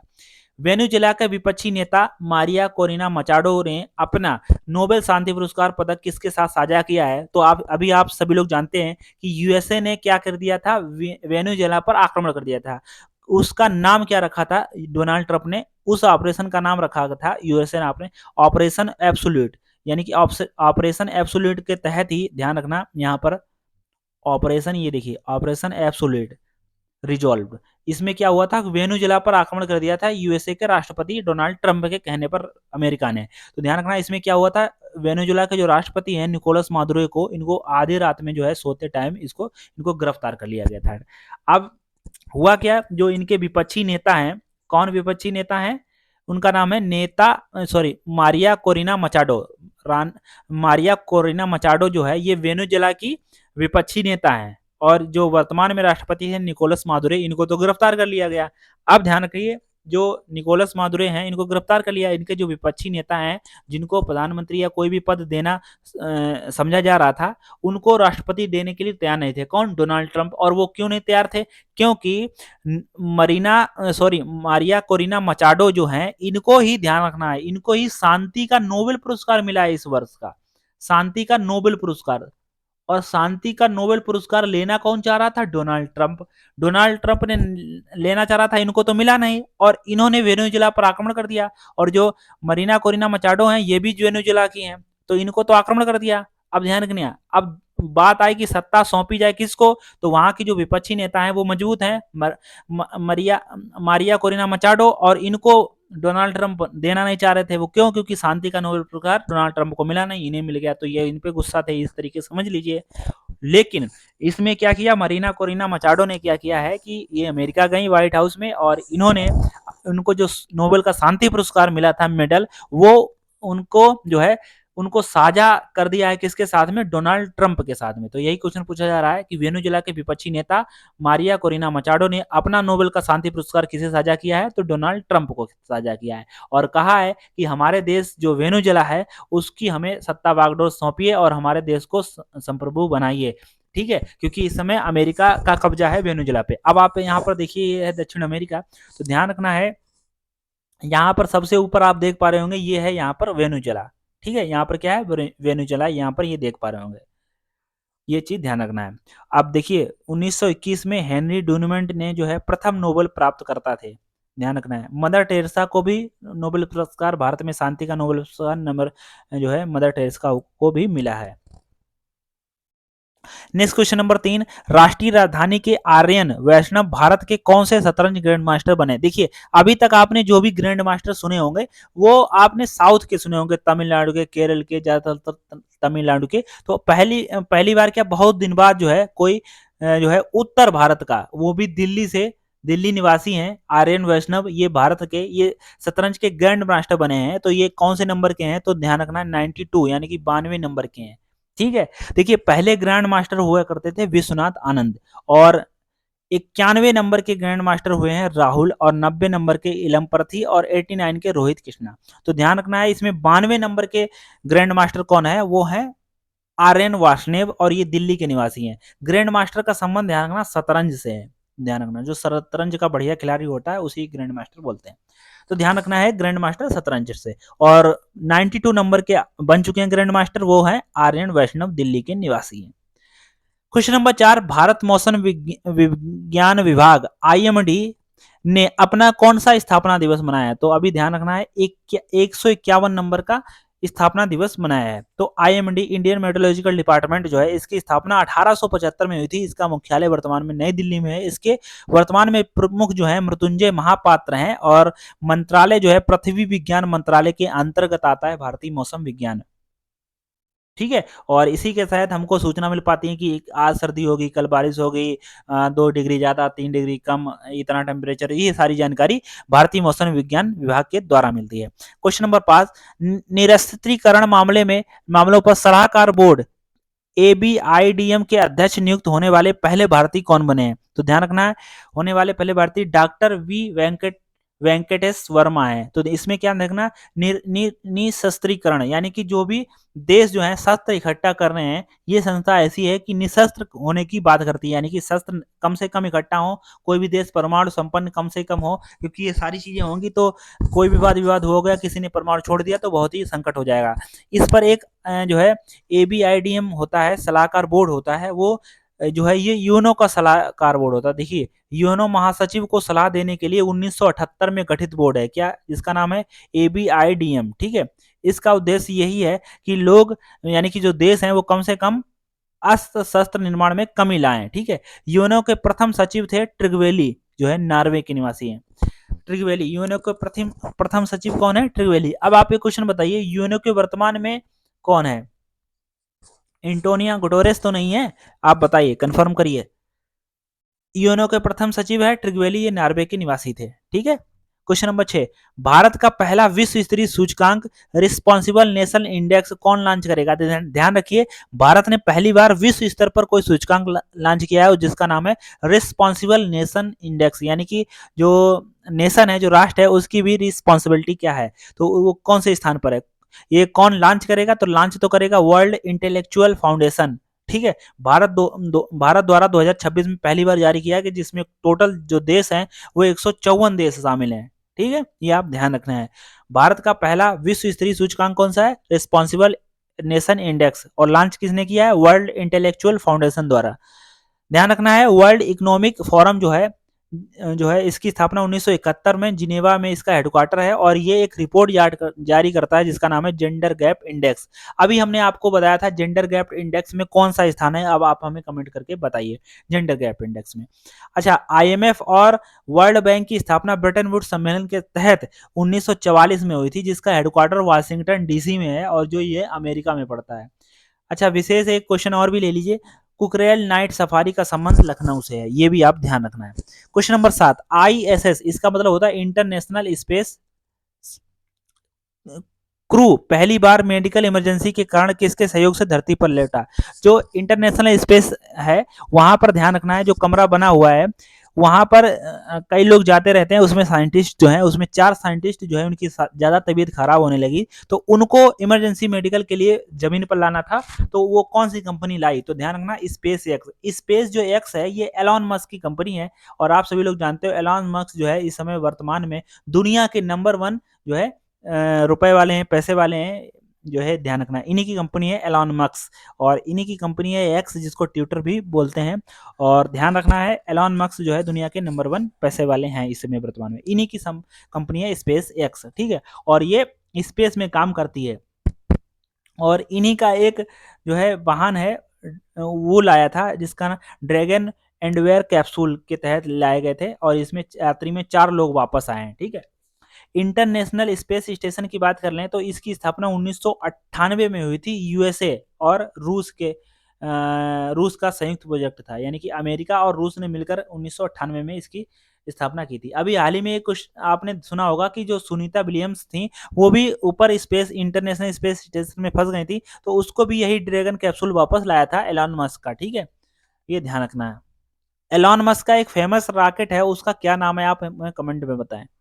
क्वेश्चन नंबर 8, इस स्पुतिक गस्टर महोत्सव कहाँ आयोजित हुआ? तो ध्यान रखना, इस स्पुतिक गुस्टर जो है महोत्सव ये लद्दाख में होता है। कहाँ होता है? लद्दाख में होता है। इसे मुखौटा नृत्य भी कहा जाता है। ये ध्यान रखना। समुद्री त्योहार के लोसार महोत्सव भी ये लद्दाख में होता है, अरुणाचल प्रदेश में भी होता है लोसार। तो ध्यान रखना, राइट आंसर है लद्दाख या अरुणाचल प्रदेश, जो भी आ जाए, लोसार महोत्सव। और ध्यान रखना, स्पुतिक गस्टर जो है इसको मुखौटा नृत्य भी कहते हैं, ये ध्यान रखना, और ये लद्दाख का बहुत ही फेमस है। आप देख पा रहे होंगे जो भारत का मैप है इसमें सबसे नीचे आप देख पा रहे होंगे यहाँ पर श्रीलंका है, और सबसे ऊपर आप देख पा रहे होंगे यहाँ पर ये लद्दाख है, और इसके नीचे जो है ये वाला एरिया ये केरल का आता है यहाँ पर। सॉरी, केरल का नाम आ गया जम्मू कश्मीर, केरल तो यहाँ पर आपका नीचे आ गया, और ये आ गया तमिलनाडु। ठीक है, और यहाँ पर आ गया ये गुजरात, और ये देखिए यहाँ पर आ गया अरुणाचल प्रदेश। ठीक है, तो ये तो हो गया मैप। अब क्वेश्चन नंबर 8, समा मोहम्मिन जिंदानी किस देश के नए पीएम बनाए गए? तो राइट आंसर है यमन। तो ध्यान रखना, समा मोहम्मिन जिंदानी जो है ये यमन के जो है पीएम बनाए गए हैं। ठीक है, अब देखिए यहाँ पर आप देख पा रहे होंगे ये यमन है, और ये है सऊदी अरेबिया, और ये इराक है, और ये यूएई है, ये ओमान है। ठीक है, ये इजिप्ट है जिसको मिस्र भी कहते हैं, सूडान, ठीक है, सोमालिया। तो ये है यहीं पर यमन है, यमन के ऊपर है सऊदी अरबिया, ये ध्यान रखना है, इसी का हस्तक्षेप रहता है। तो इसमें यमन के जो प्रधानमंत्री हैं समा मोहसिन जिंदानी को बनाया गया है। आप एक क्वेश्चन ये भी ध्यान रखना है, जो चक्रवात जो है, जो दितवाह चक्रवात है, इसका भी नामकरण जो है यमन ने ही रखा था। तो दितवाह चक्रवात का नाम किसने रखा था? तो यमन ने रखा था। ये क्वेश्चन ये भी आप ध्यान रखना। क्वेश्चन नंबर 10, भारत का पहला सोवरेन एआई पार्क कहाँ स्थापित होगा? तो ध्यान रखना है, राइट आंसर है चेन्नई। चेन्नई मतलब तमिलनाडु में। तो ध्यान रखना है, भारत का पहला सोवरेन एआई पार्क है। इसका मतलब ये होता है कि भारत का पहला एआई संप्रभुता केंद्र है, यानी कि ये एआई में जो है आजकल होड़ लगी है, उसका केंद्र जो है बनाया गया है चेन्नई तमिलनाडु में। यहाँ पर ही सारी चीजें डेवलप हैं एआई से, जो भी हम लोग जितना एक्स्ट्रा जो भी हम लोग खोज या जो भी कर सकते हैं वो की जाएगी इस तरीके से पार्क बनाकर, जिसमें भारत को एआई के मामले में अग्रणी स्थान पर लिया जाए। वैसे भी विश्व में हम लोग तीसरे स्थान पर हैं और इसको नंबर 1 लाना जो है इसका लक्ष्य होगा कि भारत को एआई के मामले में पहले नंबर पर लिया जाए। भारत का पहला सोवरेन एआई पार्क कहाँ स्थापित होगा? तो चेन्नई तमिलनाडु में स्थापित होगा, ये ध्यान रखना। आइए हम लोग फटाफट रिवीजन कर लेते हैं। एसबीआई ने कहा है, सॉरी एसबीआई का नाम आ गया, सेबी ने कहा है कि आईपीओ के मामले में भारत पहले स्थान पर पहुंच चुका है। वेनेजुएला के जो राष्ट्रपति हैं उनको गिरफ्तार किया था ट्रंप ने, और जो वेनेजुएला की जो एक महिला है जिनका नाम है मरीना कोरिना मचाडो, उनको नोबेल का शांति पुरस्कार मिला था। उन्होंने अपना नोबेल का शांति पुरस्कार ट्रंप के साथ साझा किया है। सेकंड 92 नंबर के जो शतरंज ग्रैंड मास्टर हैं जिनका नाम है आर्य वैष्णव, ये दिल्ली के निवासी हैं। ये 92 नंबर के ग्रैंड मास्टर बने हुए हैं। आईएमडी यानी कि इंटरनेशनल मेडिकल स्थापना इंटरनेशनल मेट्रोलॉजिकल डिपार्टमेंट की जो है इसकी स्थापना जो है 151 यानी कि 151 नंबर का जो है स्थापना दिवस मनाया गया। इसकी स्थापना 1875 में हुई थी, ये ध्यान रखना। एबीआईडीएम का अध्यक्ष जो है डॉक्टर वी वेंकटेश्वर को बनाया गया है। ये एक ऐसी संस्था है जो निशस्त्रीकरण मामले में जो है रखती है। जो यूएनओ के सचिव होते हैं उनको एक सलाह देती है निशस्त्रीकरण मामले के लिए, जिससे कि देश जो है कम से कम परमाणु संपन्न हो पाए और साथ साथ में अस्त्र शस्त्र को कम से कम जो है बढ़ावा मिले। नेक्स्ट क्वेश्चन है, रिस्पॉन्सिबल नेशन इंडेक्स जो है इसको पहली बार भारत ने जो है लॉन्च किया है। इसको किसकी सहायता से लॉन्च कराया गया है? वर्ल्ड इंटेलेक्चुअल फाउंडेशन की सहायता। आइए इंटरनेशनल स्पेस स्टेशन की बात करें तो इसमें इमरजेंसी में 4 लोग फंस गए हैं, इनको किसने वापस कराया? तो स्पेस एक्स की कंपनी जिसका नाम है जो है स्पेस एक्स की, एलॉन मस्क की कंपनी है, इसको ड्रैगन कैप्सूल के तहत लाया गया है। स्पुतिक गस्टर जो महोत्सव है इसको लद्दाख में मनाया जाता है, इसको मुखौटा नृत्य भी कहा जाता है, ठीक है। यमन के नए प्रधानमंत्री कौन बनाया गया? समा मोहिमीन जिंदानी को यमन के प्रधानमंत्री बनाया गया है। पहला सोवरेन एआई पार्क कहाँ स्थापित किया गया? तो ध्यान रखना चेन्नई तमिलनाडु में स्थापित किया गया है। तो ये है क्वेश्चन। अगर आपने हमारे पूरा जो है लेक्चर सही से देखा होगा तो आप जरूर क्वेश्चन का आंसर कर पाओगे। विश्व आर्थिक मंच वर्ल्ड इकोनॉमिक फोरम का मुख्यालय कहाँ स्थित है? आप हमें कमेंट बॉक्स में बताइए। अब हम लोग समझेंगे हाईवे क्लासेस जो है हमारे यूट्यूब चैनल का नाम है। आप सभी लोग अगर लेक्चर अच्छा लग रहा हो तो आप हमें जरूर जो है यूट्यूब पर कमेंट करें और जो है रिप्लाई करें। आप हमें जो बताएं उसमें जो है जो भी डाउट हो, जो भी समस्या हो, और लाइक करें और शेयर करें। जो है अगर आपको लेक्चर अच्छा लग रहा हो, कोई भी सुधार चाहिए हो तो वो भी हमें आप बता सकते हैं। तो दोस्तों अब हम लोग पढ़ने जा रहे हैं 19 जनवरी का करंट अफेयर, क्योंकि 18 जनवरी की क्लास हुई नहीं थी, ठीक है, तो इसीलिए 19 जनवरी 2026 की क्लास हम लोग यहाँ पर देखते हैं। तो ये रहा पहला क्वेश्चन। इसमें है कि ईयू ने दुनिया के सबसे बड़े फ्री ट्रेड जोन बनाने के लिए किसके साथ समझौता किया है? ईयू का मतलब होता है यूरोपियन यूनियन, ठीक है। अच्छा यहाँ पर देखिए ईयू लिखा हुआ है, इसका मतलब है यूरोपियन यूनियन। इसकी जो स्थापना है 1957 में रोम की संधि से हुई थी। अभी वर्तमान में इसके 27 सदस्य हैं और इसका हेडक्वार्टर ब्रुसेल्स में है। अब ये रही बात ईयू की। अच्छा, ईयू ने दुनिया के सबसे बड़े फ्री ट्रेड जोन बनाने की घोषणा किसके साथ में की है? ये की है मर्कासुर या मर्कासुर भी कह लीजिए, मर्कोसुर, ठीक है, MERCO मर्कोसुर, ठीक है। अच्छा, ये मर्कासुर क्या है? ये दक्षिणी अमेरिका का जो है एक जो है संगठन है। इसका हेडक्वार्टर मोंटेवीडियो में है, जिसकी राजधानी उरुग्वे है, यानी कि उरुग्वे की राजधानी मोंटेवीडियो में मर्कासुर का हेडक्वार्टर है, दक्षिणी अमेरिका में पड़ता है। तो ये आप देख पा रहे होंगे यहाँ पर दक्षिणी अमेरिका जो है महाद्वीप, इसी में एक मर्कासुर जो है नाम का संगठन है, और ईयू ने दुनिया के सबसे बड़े फ्री ट्रेड के जोन बनाने की घोषणा की है। अच्छा, फ्री ट्रेड का मतलब होता है कि जैसे मान लेते हैं कि दो ये देश हो गए, अब यहां से जो सामान जाएगा वो ये वाला देश इस सामान पर टैक्स नहीं लेगा, और यहां से जो सामान जाएगा ये वाला देश इस सामान पर टैक्स नहीं लेगा। तो इसी पर भारत ने भी कई जो है देशों के साथ में फ्री ट्रेड एग्रीमेंट कर रखा है, जैसे ऑस्ट्रेलिया हो गया, पीछे क्वेश्चन हमने पढ़ाया था, ऑस्ट्रेलिया के साथ में फ्री ट्रेड हुआ है। लेकिन ईयू ने दुनिया के सबसे बड़े फ्री ट्रेड जोन बनाने की घोषणा की है, किसके साथ में? मरकासुर के साथ में। मरकासुर कहाँ का संगठन है? जो है दक्षिणी अमेरिका महाद्वीप का है। ठीक है। क्वेश्चन नंबर 2, भारत के तटरक्षक बल ने किसके साथ मुंबई में संयुक्त HNS प्रतिक्रिया अभ्यास आयोजित किया है? तो पहले तो ये समझिए, HNS का मतलब होता है खतरनाक व हानिकारक प्रदूषण की रोकथाम के लिए ये अभ्यास हुआ है। तो आपसे ऐसे भी पूछा जा सकता है कि खतरनाक व हानिकारक प्रदूषण की रोकथाम के लिए भारत के तटरक्षक बल ने किसके साथ मुंबई में कहां पर ये हुआ है? ये भी ध्यान रखना है, मुंबई में हुआ है। ठीक है। मुंबई में किसके साथ संयुक्त HNS प्रतिक्रिया अभ्यास किया है? तो राइट आंसर जापान हो जाएगा। ये समझ लीजिए कि खतरनाक व हानिकारक प्रदूषणों की रोकथाम के लिए भारतीय तटरक्षक बल ने किसके साथ मुंबई में संयुक्त प्रतिक्रिया अभ्यास किया है? तो राइट आंसर जापान लगा देना। ठीक है। अब आपको मैंने 2-3 बार पढ़कर बताया, ये जान लेना। HNS का मतलब है खतरनाक व हानिकारक प्रदूषण की रोकथाम के लिए एक अभ्यास हुआ है, वो मुंबई में हुआ है, वो भी जापान के साथ में हुआ है। बस आप इतना समझ लीजिए। अच्छा, तटरक्षक बल होता है जो हमारे कोस्ट एरिया है, जैसे आप यहाँ पर जानते होंगे, तो ये वाला जो है ये पश्चिमी तट कहलाता है। इसमें 5 राज्य आते हैं। ये पूर्वी तट कहलाता है, इसमें 4 राज्य आते हैं। ठीक है। तो ये कोस्टल एरिया होती है। तो कोस्टल एरिया जो है, यहाँ पर आप सभी लोग जानते हैं, इधर ही मुंबई पड़ता है महाराष्ट्र में, तो यहाँ ये कोस्टल एरिया में आता है, तो अभ्यास भी कोस्टल एरिया में ही होगा। ठीक है, ये ध्यान रखना। ऑप्शन में विशाखापत्तनम होगा, वो मत लगाना, मुंबई लगाना है। ठीक है। और जापान के साथ में हुआ है। अब देखिए, जापान के साथ में हमारे और भी प्रमुख युद्ध अभ्यास होते हैं। एक का नाम है जामाता। जा से जापान, माता मतलब भारत माता। जामाता अभ्यास किसके साथ में हुआ? जापान के साथ में हुआ। धर्म गार्जियन, तो ये भी जापान के साथ में हुआ। धर्म गार्जियन जापान के साथ। साइक्लोन एक्सरसाइज, ये मिस्र और भारत के साथ में होता है। अजय वारियर, ये इंग्लैंड और भारत के साथ में होता है। एक्वेरियन अभ्यास, ये मालदीव के साथ होता है। एक अभ्यास और लिख लेना, एक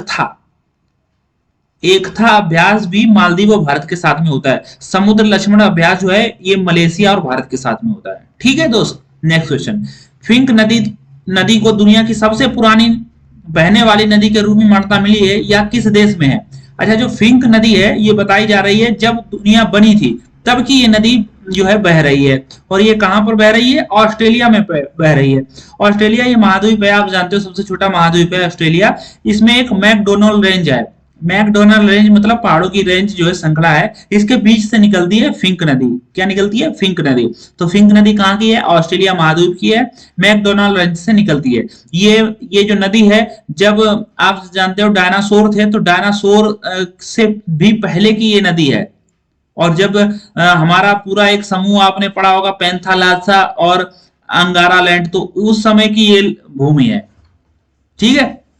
अच्छा, विश्व की सबसे लंबी नदी की बात कर लें तो वो है नील नदी। लेकिन विश्व की सबसे बड़ी नदी की बात करोगे तो फिर वो अमेजन हो जाएगा, क्योंकि अमेजन का जो प्रवाह क्षेत्र है वो बहुत बड़ा है। मतलब अमेजन चौड़ी नदी है और नील नदी जो है वो लंबी नदी है।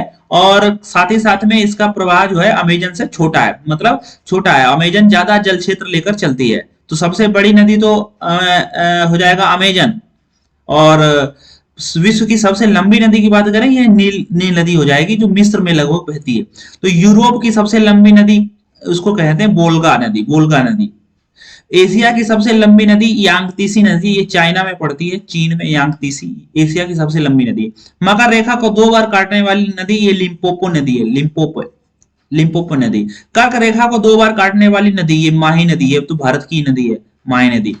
भूमध्य रेखा को 2 बार काटने वाली नदी कांगो नदी, भूमध्य रेखा को। अब देखिए, अब आप सभी लोग जानते हो, जैसे ये मान लेते हैं हमारी पृथ्वी है, और जो सबसे बीच की जो रेखा होती है इसको 0 डिग्री रेखा कहते हैं, या भूमध्य रेखा भी कहते हैं। भूमध्य मतलब इसलिए कहते हैं क्योंकि पूरा जो भूभाग है, यानी कि जो पूरी पृथ्वी है, उसको 2 भागों में बांट दिया, मध्य कर दिया, तो ये 0 डिग्री है।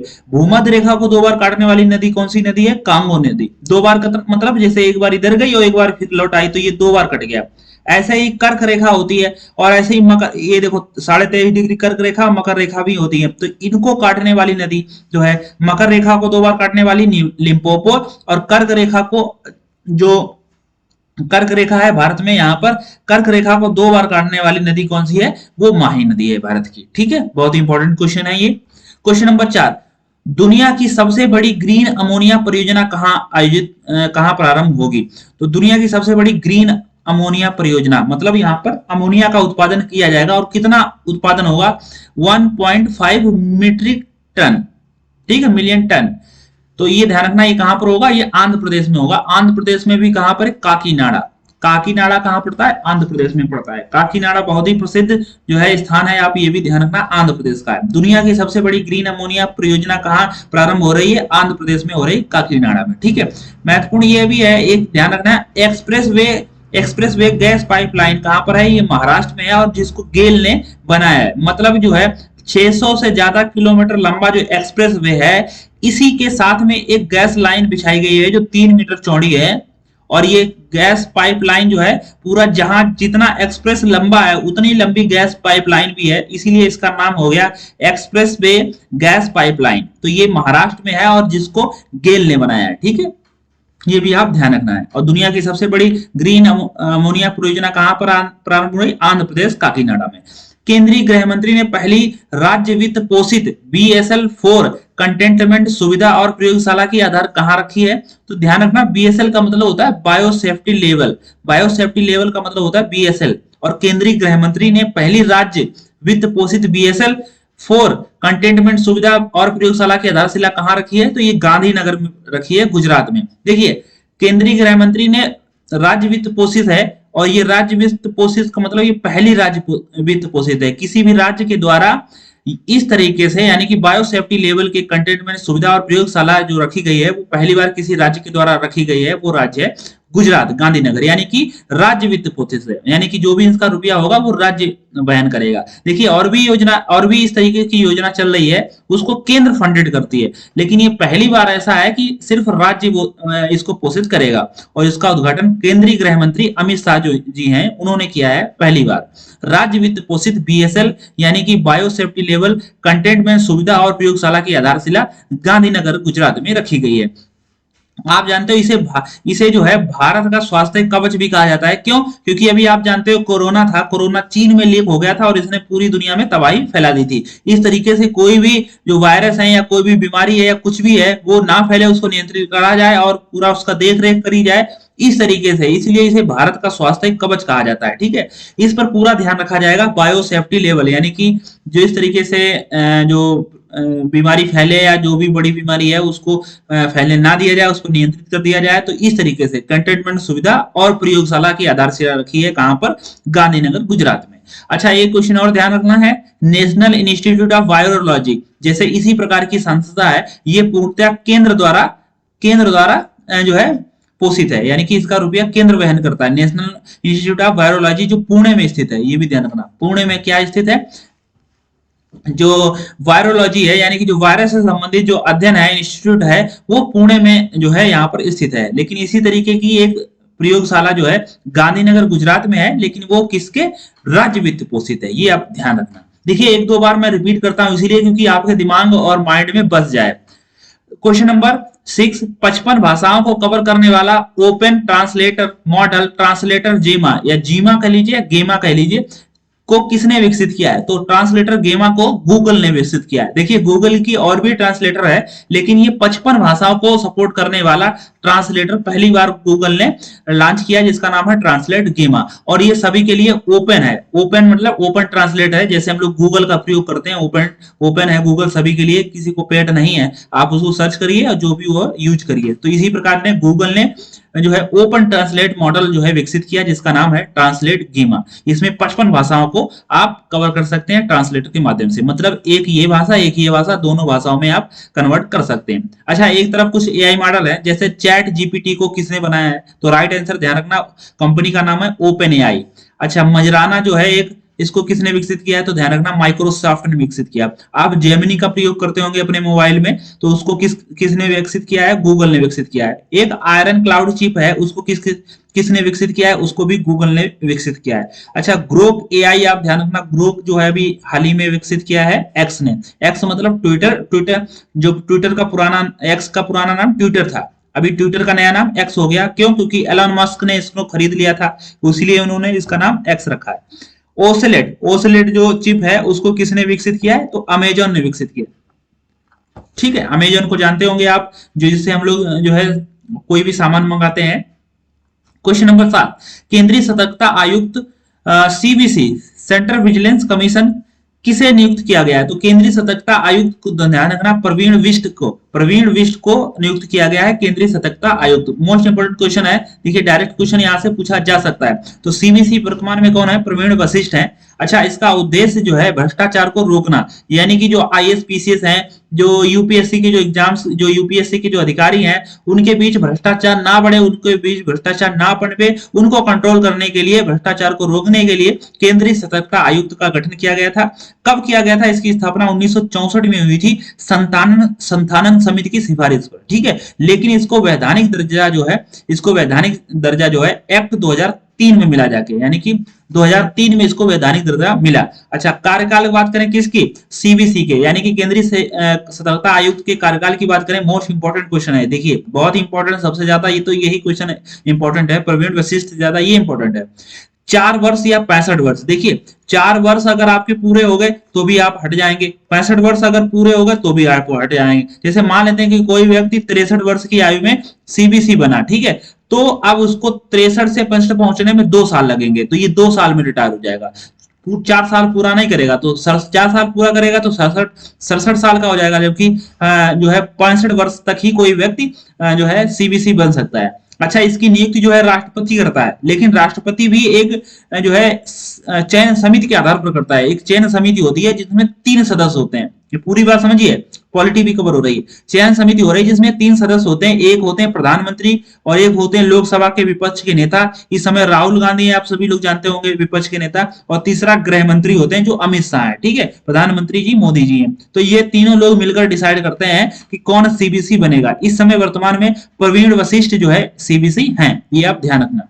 क्वेश्चन नंबर 8, केंद्रीय मंत्री डॉक्टर जितेंद्र सिंह ने भारत की पहली ओपन सी समुद्री मछली पालन परियोजना का शुभारंभ कहां किया है? तो ध्यान रखिए दोस्तों, तो ये अंडमान सागर में किया हुआ है। कहां पर किया हुआ है? अंडमान सागर में किया हुआ है। दोस्तों अंडमान सागर यहां पर आप देख रहे होंगे, ये देखिए अंडमान और निकोबार द्वीप समूह है। तो अंडमान निकोबार द्वीप समूह ये भारत का हिस्सा है।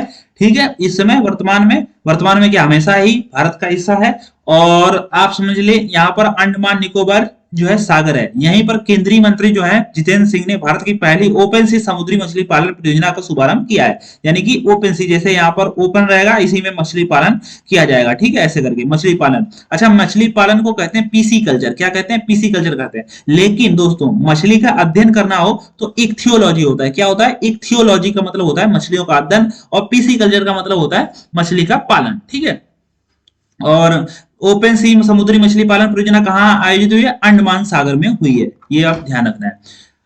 ध्यान दें, क्रोनिकल किडनी रोग रजिस्ट्री बनाने की घोषणा करने वाला देश का पहला राज्य कौन बना है? देखिए, क्रोनिकल किडनी रोग रजिस्ट्री बनाने की घोषणा करने वाला देश का पहला राज्य। रजिस्ट्री का मतलब होता है कि एक ऐसा रजिस्टर मेंटेन किया जाएगा जिसमें जो है किडनी से संबंधित जिसका भी इलाज हुआ है, जिसका जो इलाज हुआ है उसका वहां पर नोट किया जाएगा।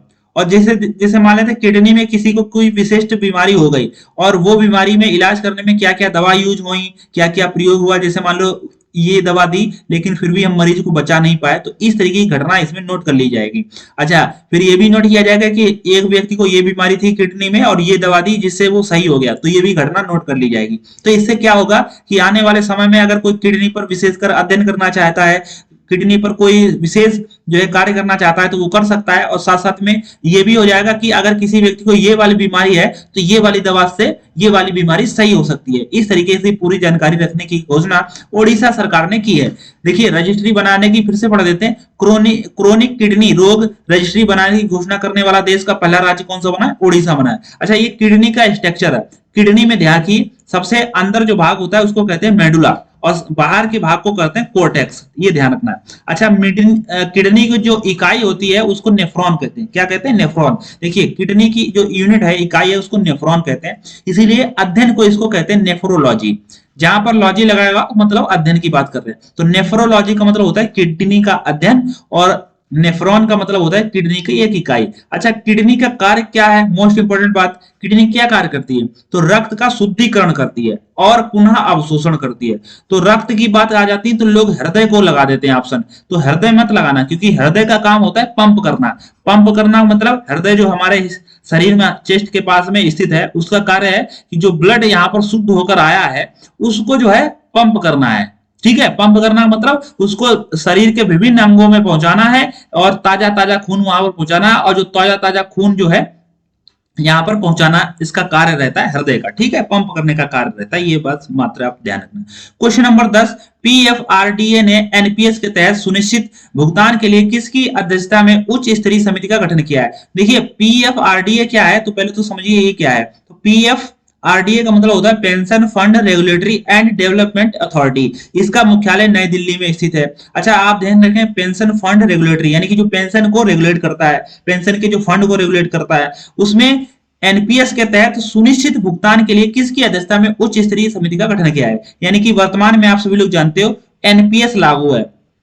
एनपीएस मतलब आप ध्यान रखने, वर्तमान में एनपीएस लागू है, और जो पुरानी जो पेंशन व्यवस्था थी उसको ओपीएस कहते थे, old pension scheme. New pension scheme ये है, एनपीएस लागू है। तो एनपीएस की तहत सुनिश्चित भुगतान यानी कि कितना सुनिश्चित भुगतान किया जाता है, और इसमें पारदर्शिता लाने के लिए यानी कि इसमें उच्च स्तरीय समिति का गठन किया गया है, और उसके अध्यक्ष कौन है, तो ध्यान रखना एम एस साहू समिति, यानी कि एम एस साहू समिति जो है, ध्यान रखना है एम एस साहू समिति का संबंध किससे है, तो ध्यान रखना एनपीएस के तहत सुनिश्चित भुगतान के लिए एम एस साहू समिति का गठन किया गया है।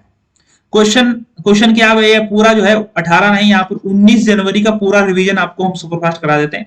ईयू फ्री ट्रेड जोन समझौता जो है किया है, सबसे बड़ा समझौता है फ्री ट्रेड, ये किसके साथ में, मर्कासूर के साथ में किया है। और तटरक्षक एचएनएस अभ्यास यानी कि खतरनाक विश्लेषण का अभ्यास जो है वो किसके साथ में हुआ है, जापान के साथ में वो तटरक्षक बल। दुनिया की सबसे पुरानी नदी फिंक वो कहां पर है, वो ऑस्ट्रेलिया में है, ये सबसे पुरानी नदी है ऑस्ट्रेलिया में। ग्रीन अमोनिया परियोजना आंध्र प्रदेश में काकीनाडा में। ठीक है, ये भी ध्यान रखना। बीएसएल फोर्थ लैब ये पहली यानी कि पहली राज्य वित्त द्वारा पोषित है, ये कहां पर है, गुजरात गांधीनगर में आयोजित हुई है। ट्रांसलेट गेमा मॉडल किसका है, तो ये गूगल ने विकसित किया है, जिसमें 55 भाषाओं को आप ट्रांसलेट कर सकते हैं। नए सीबीसी कौन नियुक्त हुए हैं, प्रवीण वशिष्ठ हुए हैं, और सीबीसी का कार्यकाल जो है आप जानते हो 4 वर्ष या 65 वर्ष होता है। वर्तमान में प्रवीण वशिष्ठ है, इनको राष्ट्रपति नियुक्त करते हैं, लेकिन एक समिति के द्वारा, जिसमें प्रधानमंत्री, लोकसभा का विपक्ष का नेता और साथ साथ में गृह मंत्री। ओपन सी मछली परियोजना जो है अंडमान सागर में हुई है, और जिसको जो है केंद्रीय मंत्री जितेंद्र सिंह ने यहाँ पर जो है विकसित किया है। किडनी रोग रजिस्ट्री यानी कि किडनी रोग रजिस्ट्री, क्रॉनिकल किडनी रोग रजिस्ट्री यानी कि रजिस्टर बनाने की घोषणा किसने की है, तो ये ओडिशा सरकार ने की है। एनपीएस समिति के अध्यक्ष इस समय कौन है, एम एस साहू, या एम एस साहू समिति को एनपीएस के तहत पारदर्शिता लाने के लिए यहाँ पर किया गया है। ठीक है, अच्छा, क्वेश्चन ऑफ द डे जो आप हमें कमेंट में हमें बताएंगे, दक्षिण पूर्व एशियाई राष्ट्रों का संघ यानी कि एशियन का मुख्यालय कहाँ है, आसियान का मुख्यालय कहाँ है, ये आप हमें कमेंट में बताइए। अब हम लोग 20 जनवरी पढ़ेंगे और फिर इसके बाद में 21 जनवरी पढ़ लेंगे। 20 जनवरी की करंट अफेयर, सबसे पहला क्वेश्चन नंबर 1, पीएम मोदी को गाजा के शांति बोर्ड का हिस्सा बनाने के लिए किसने आमंत्रित किया है, तो राइट आंसर यहाँ पर यूएसए ने यानी कि अमेरिका ने हमें आमंत्रित किया है डोनाल्ड ट्रंप के माध्यम से। डोनाल्ड ट्रंप ने एक आमंत्रण पत्र भेजा है। तो आप सभी लोग जानते हो सभी देशों के राजदूत होते हैं, जैसे अमेरिका का राजदूत भारत में है, तो उसने ये सूचना दी होगी। तो पीएम मोदी को गाजा के शांति बोर्ड का हिस्सा बनाने के लिए, आप सभी लोग जानते हो एक देश जो है यहाँ पर इजराइल है, और इजराइल के कुछ हिस्सों पर यहाँ पर ये जो पट्टी बनी है इसको गाजा पट्टी कहते हैं। इसी गाजा पट्टी में हमास जो आतंकवादी संगठन है वो एक्टिव है। इसी के बीच में ये सारी चीजें और इसके जो आस पड़ोसी देश हैं वो भी इसमें जो है एक्टिव रहते हैं, जो है दिलचस्पी लेते हैं। तो इसीलिए इसमें यहाँ पर शांति को बनाए रखने की परमानेंट जो है इसका सॉल्यूशन किया जाए, इसी के लिए शांति बोर्ड बनाया गया है, एक शांति बोर्ड। और ये शांति बोर्ड किसने बनाया, यूएसए ने, डोनाल्ड ट्रंप ने, और इसी में शामिल होने के लिए प्रधानमंत्री मोदी को आमंत्रित किया है। ये आप ध्यान रखना, किसने किया है, अमेरिका ने, डोनाल्ड ट्रंप ने। ठीक है, अच्छा ये देखिए ये बात क्या है, अभी आप हाल ही में जानते हो जो वेनेजुएला की जो मारिया कोरिना मचाडो हैं, मारिया कोरिना मचाडो, इन्होंने अपना शांति का जो नोबेल पुरस्कार है वो ट्रंप को गिफ्ट किया था, यानी कि साझा किया था, जो ट्रंप को अपना मेडल दे दिया था। ये ध्यान रखनी है, वो मेडल जो है 18 कैरेट का था, ये भी आपको ध्यान रखना है, वो पूछा नहीं जाएगा। अच्छा, संबंधित ऑपरेशन पूछे, जो ऑपरेशन एब्सोल्यूट रिजॉल्व जो है ये अमेरिका ने चलाया था, अमेरिका ने यूएसए ने चलाया था। वेनेजुएला की जो राष्ट्रपति है निकोलस मादुरे, उनको गिरफ्तार करने के लिए ऑपरेशन एब्सोल्यूट रिजॉल्व चलाया था अमेरिका ने। कहां पर चलाया था, ये ध्यान रखना है, वेनेजुएला में चलाया था।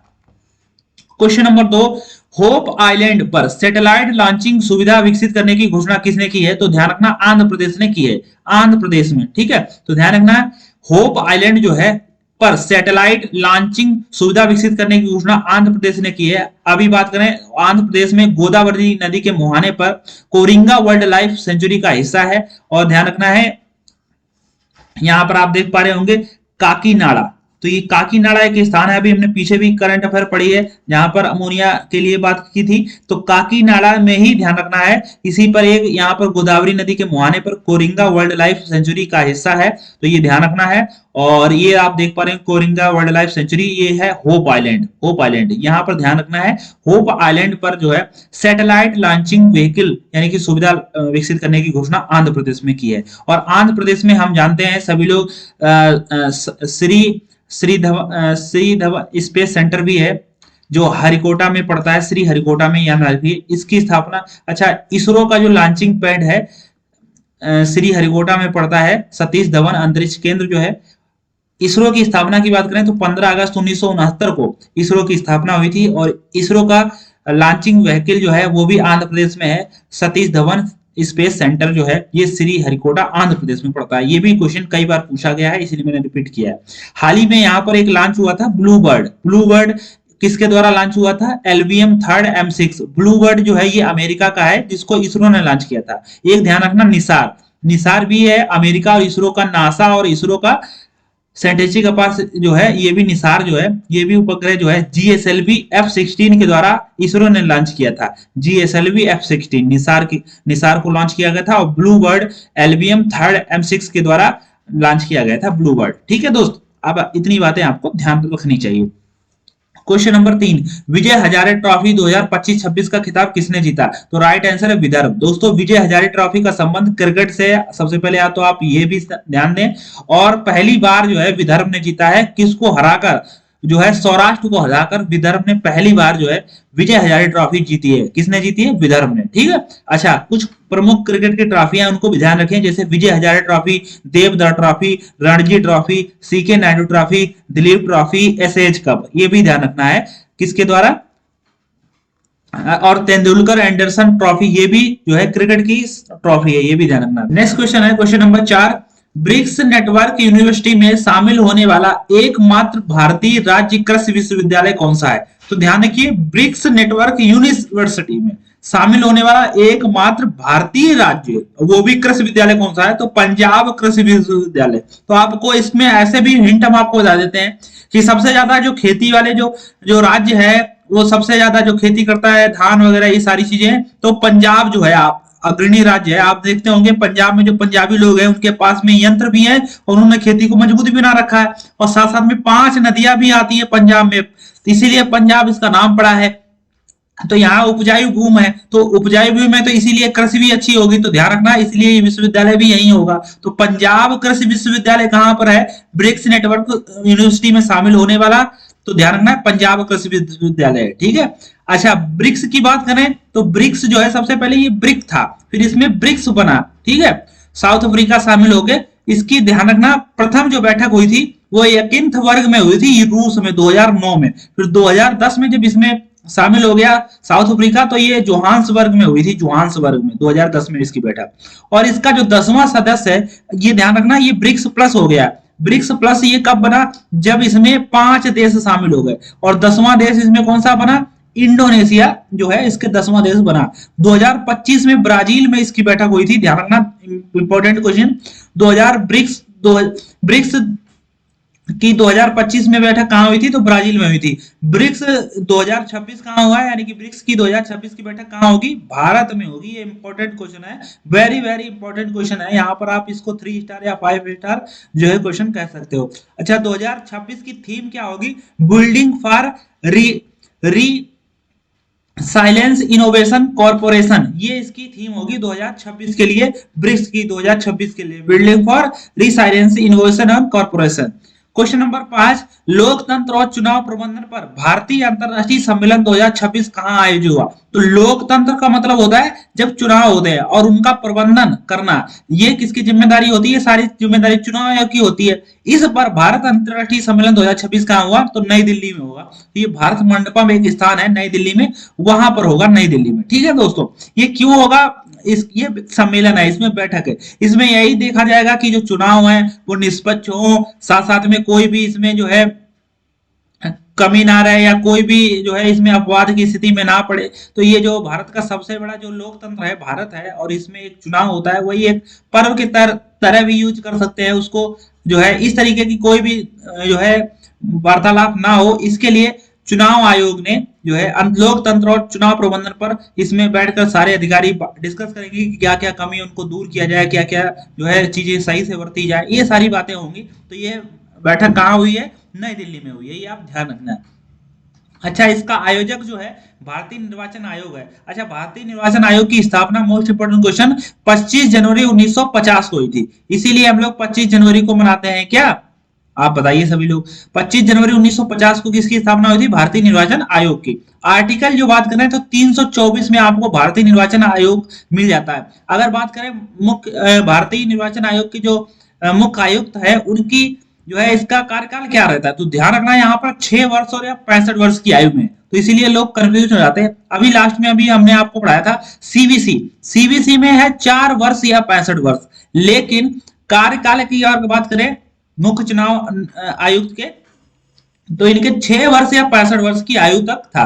अच्छा, पहले जो है सिर्फ एक ही व्यक्ति मुख्य चुनाव आयुक्त होता था, फिर बाद में प्रावधान किया गया इसमें अन्य दो लोगों का सहयोग करने के लिए। तो मुख्य चुनाव आयुक्त इस समय कौन है? वो है ज्ञानेश कुमार। ये क्वेश्चन देखिए, अन्य मुख्य चुनाव आयुक्त कौन है? अन्य चुनाव आयुक्त कौन है? वो है सुखबीर सिंह और विवेक जोशी। तो ये अन्य को भी एग्जाम में पूछता है, जब पीसीसी लेवल के एग्जाम और बड़े एग्जाम आप देते हो आरओ, तो वहां पर ध्यान रखना है, अन्य में ध्यान रखना है सुखबीर सिंह एंड विवेक जोशी। तो मुख्य चुनाव आयुक्त ज्ञानेश कुमार हो गए। प्रथम मुख्य चुनाव आयुक्त थे वो सुकुमार सेन, प्रथम मुख्य चुनाव आयुक्त सुकुमार सेन। लेकिन प्रथम मुख्य चुनाव आयुक्त महिला कौन थी? वो रमा देवी थी। क्या नाम है उनका? रमा देवी। तो ये भी स्टैटिक जीके के बहुत ही सुपर क्वेश्चन है। एक क्वेश्चन और भी ध्यान रखना है, 86 नंबर की पीठासीन अधिकारियों का सम्मेलन लखनऊ में हुआ है। जिनका भी यूपी का एग्जाम है, खासकर वो इस सीरीज के साथ में बने रहे, आपको बहुत ही फायदा होने वाला है। तो 86वां पीठासीन अधिकारी सम्मेलन कहाँ हुआ है? वो लखनऊ में हुआ है। इसके जो अध्यक्ष रहे हैं वो ओम बिड़ला रहे हैं। ओम बिड़ला ये राजस्थान से आते हैं, आप सभी लोग जानते हैं। ओम बिड़ला इस समय लोकसभा के अध्यक्ष भी हैं, लोकसभा के अध्यक्ष भी है ओम बिड़ला, और पीठासीन अधिकारी भी यही होते हैं। तो 86वां पीठासीन अधिकारी सम्मेलन जो है, इसके अध्यक्ष लोकसभा के अध्यक्ष ओम बिड़ला रहे हैं, और ये सम्मेलन लखनऊ में आयोजित हुआ है। क्वेश्चन नंबर 6, एनडीआरएफ की स्थापना कब हुई है? तो स्थापना दिवस कब मनाया गया? तो ध्यान रखना है, एनडीआरएफ की स्थापना जो है, सबसे बात कर ले तो 19 जनवरी 2006 के में हुई है। लेकिन इसका जो एक्ट है, जो अधिनियम है, वो 2005 के तहत हुई है। 2005 का अधिनियम है, और स्थापना 19 जनवरी 2006 को हुई है। इसीलिए इसी 19 जनवरी को हम लोग एनडीआरएफ दिवस मनाते हैं। कुल बटालियन इसमें 16 बटालियन है।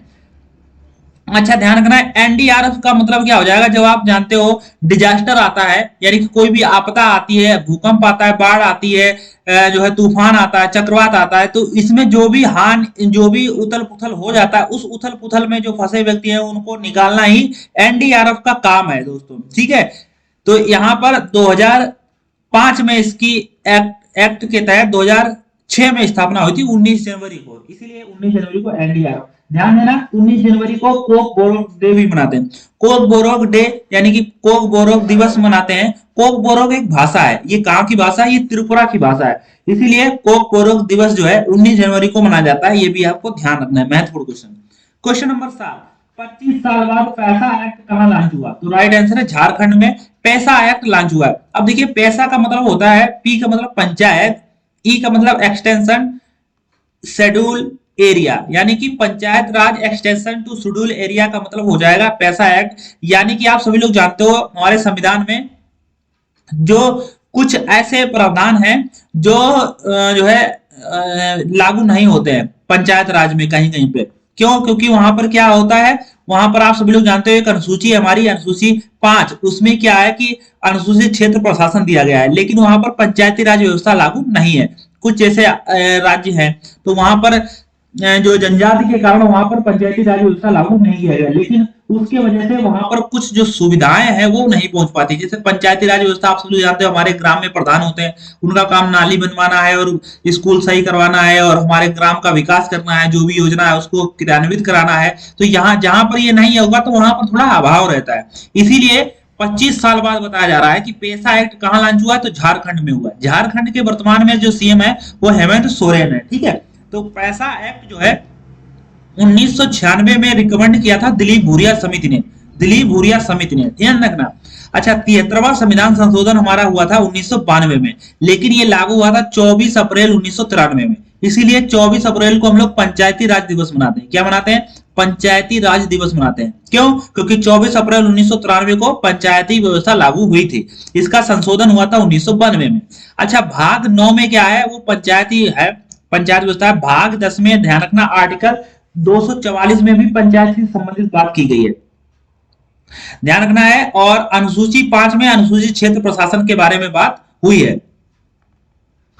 क्वेश्चन नंबर 8, क्वेश्चन नंबर 8 की बात कर ले तो प्रधानमंत्री मोदी ने असम के काजीरंगा राष्ट्रीय पार्क में एलिवेटेड कॉरिडोर की आधारशिला रखी। इसकी लंबाई कितनी है? तो ध्यान रखना, सबसे पहले ये एलिवेटेड कॉरिडोर क्या होता है तो ध्यान रखना, जैसे असम में एक राष्ट्रीय पार्क है जिसका नाम है काजीरंगा, और ये एक सींग वाले गैंडे के लिए प्रसिद्ध है। अब देखिए यहाँ पर जो ये गैंडा है इसका एक सींग है, और एक सींग ये जिसके घुस जाता है तो उसको पूरा आर पार हो जाता है, तो ये समझ लीजिए। इसीलिए ये शेर एर भी इसके चक्कर में नहीं पड़ते हैं।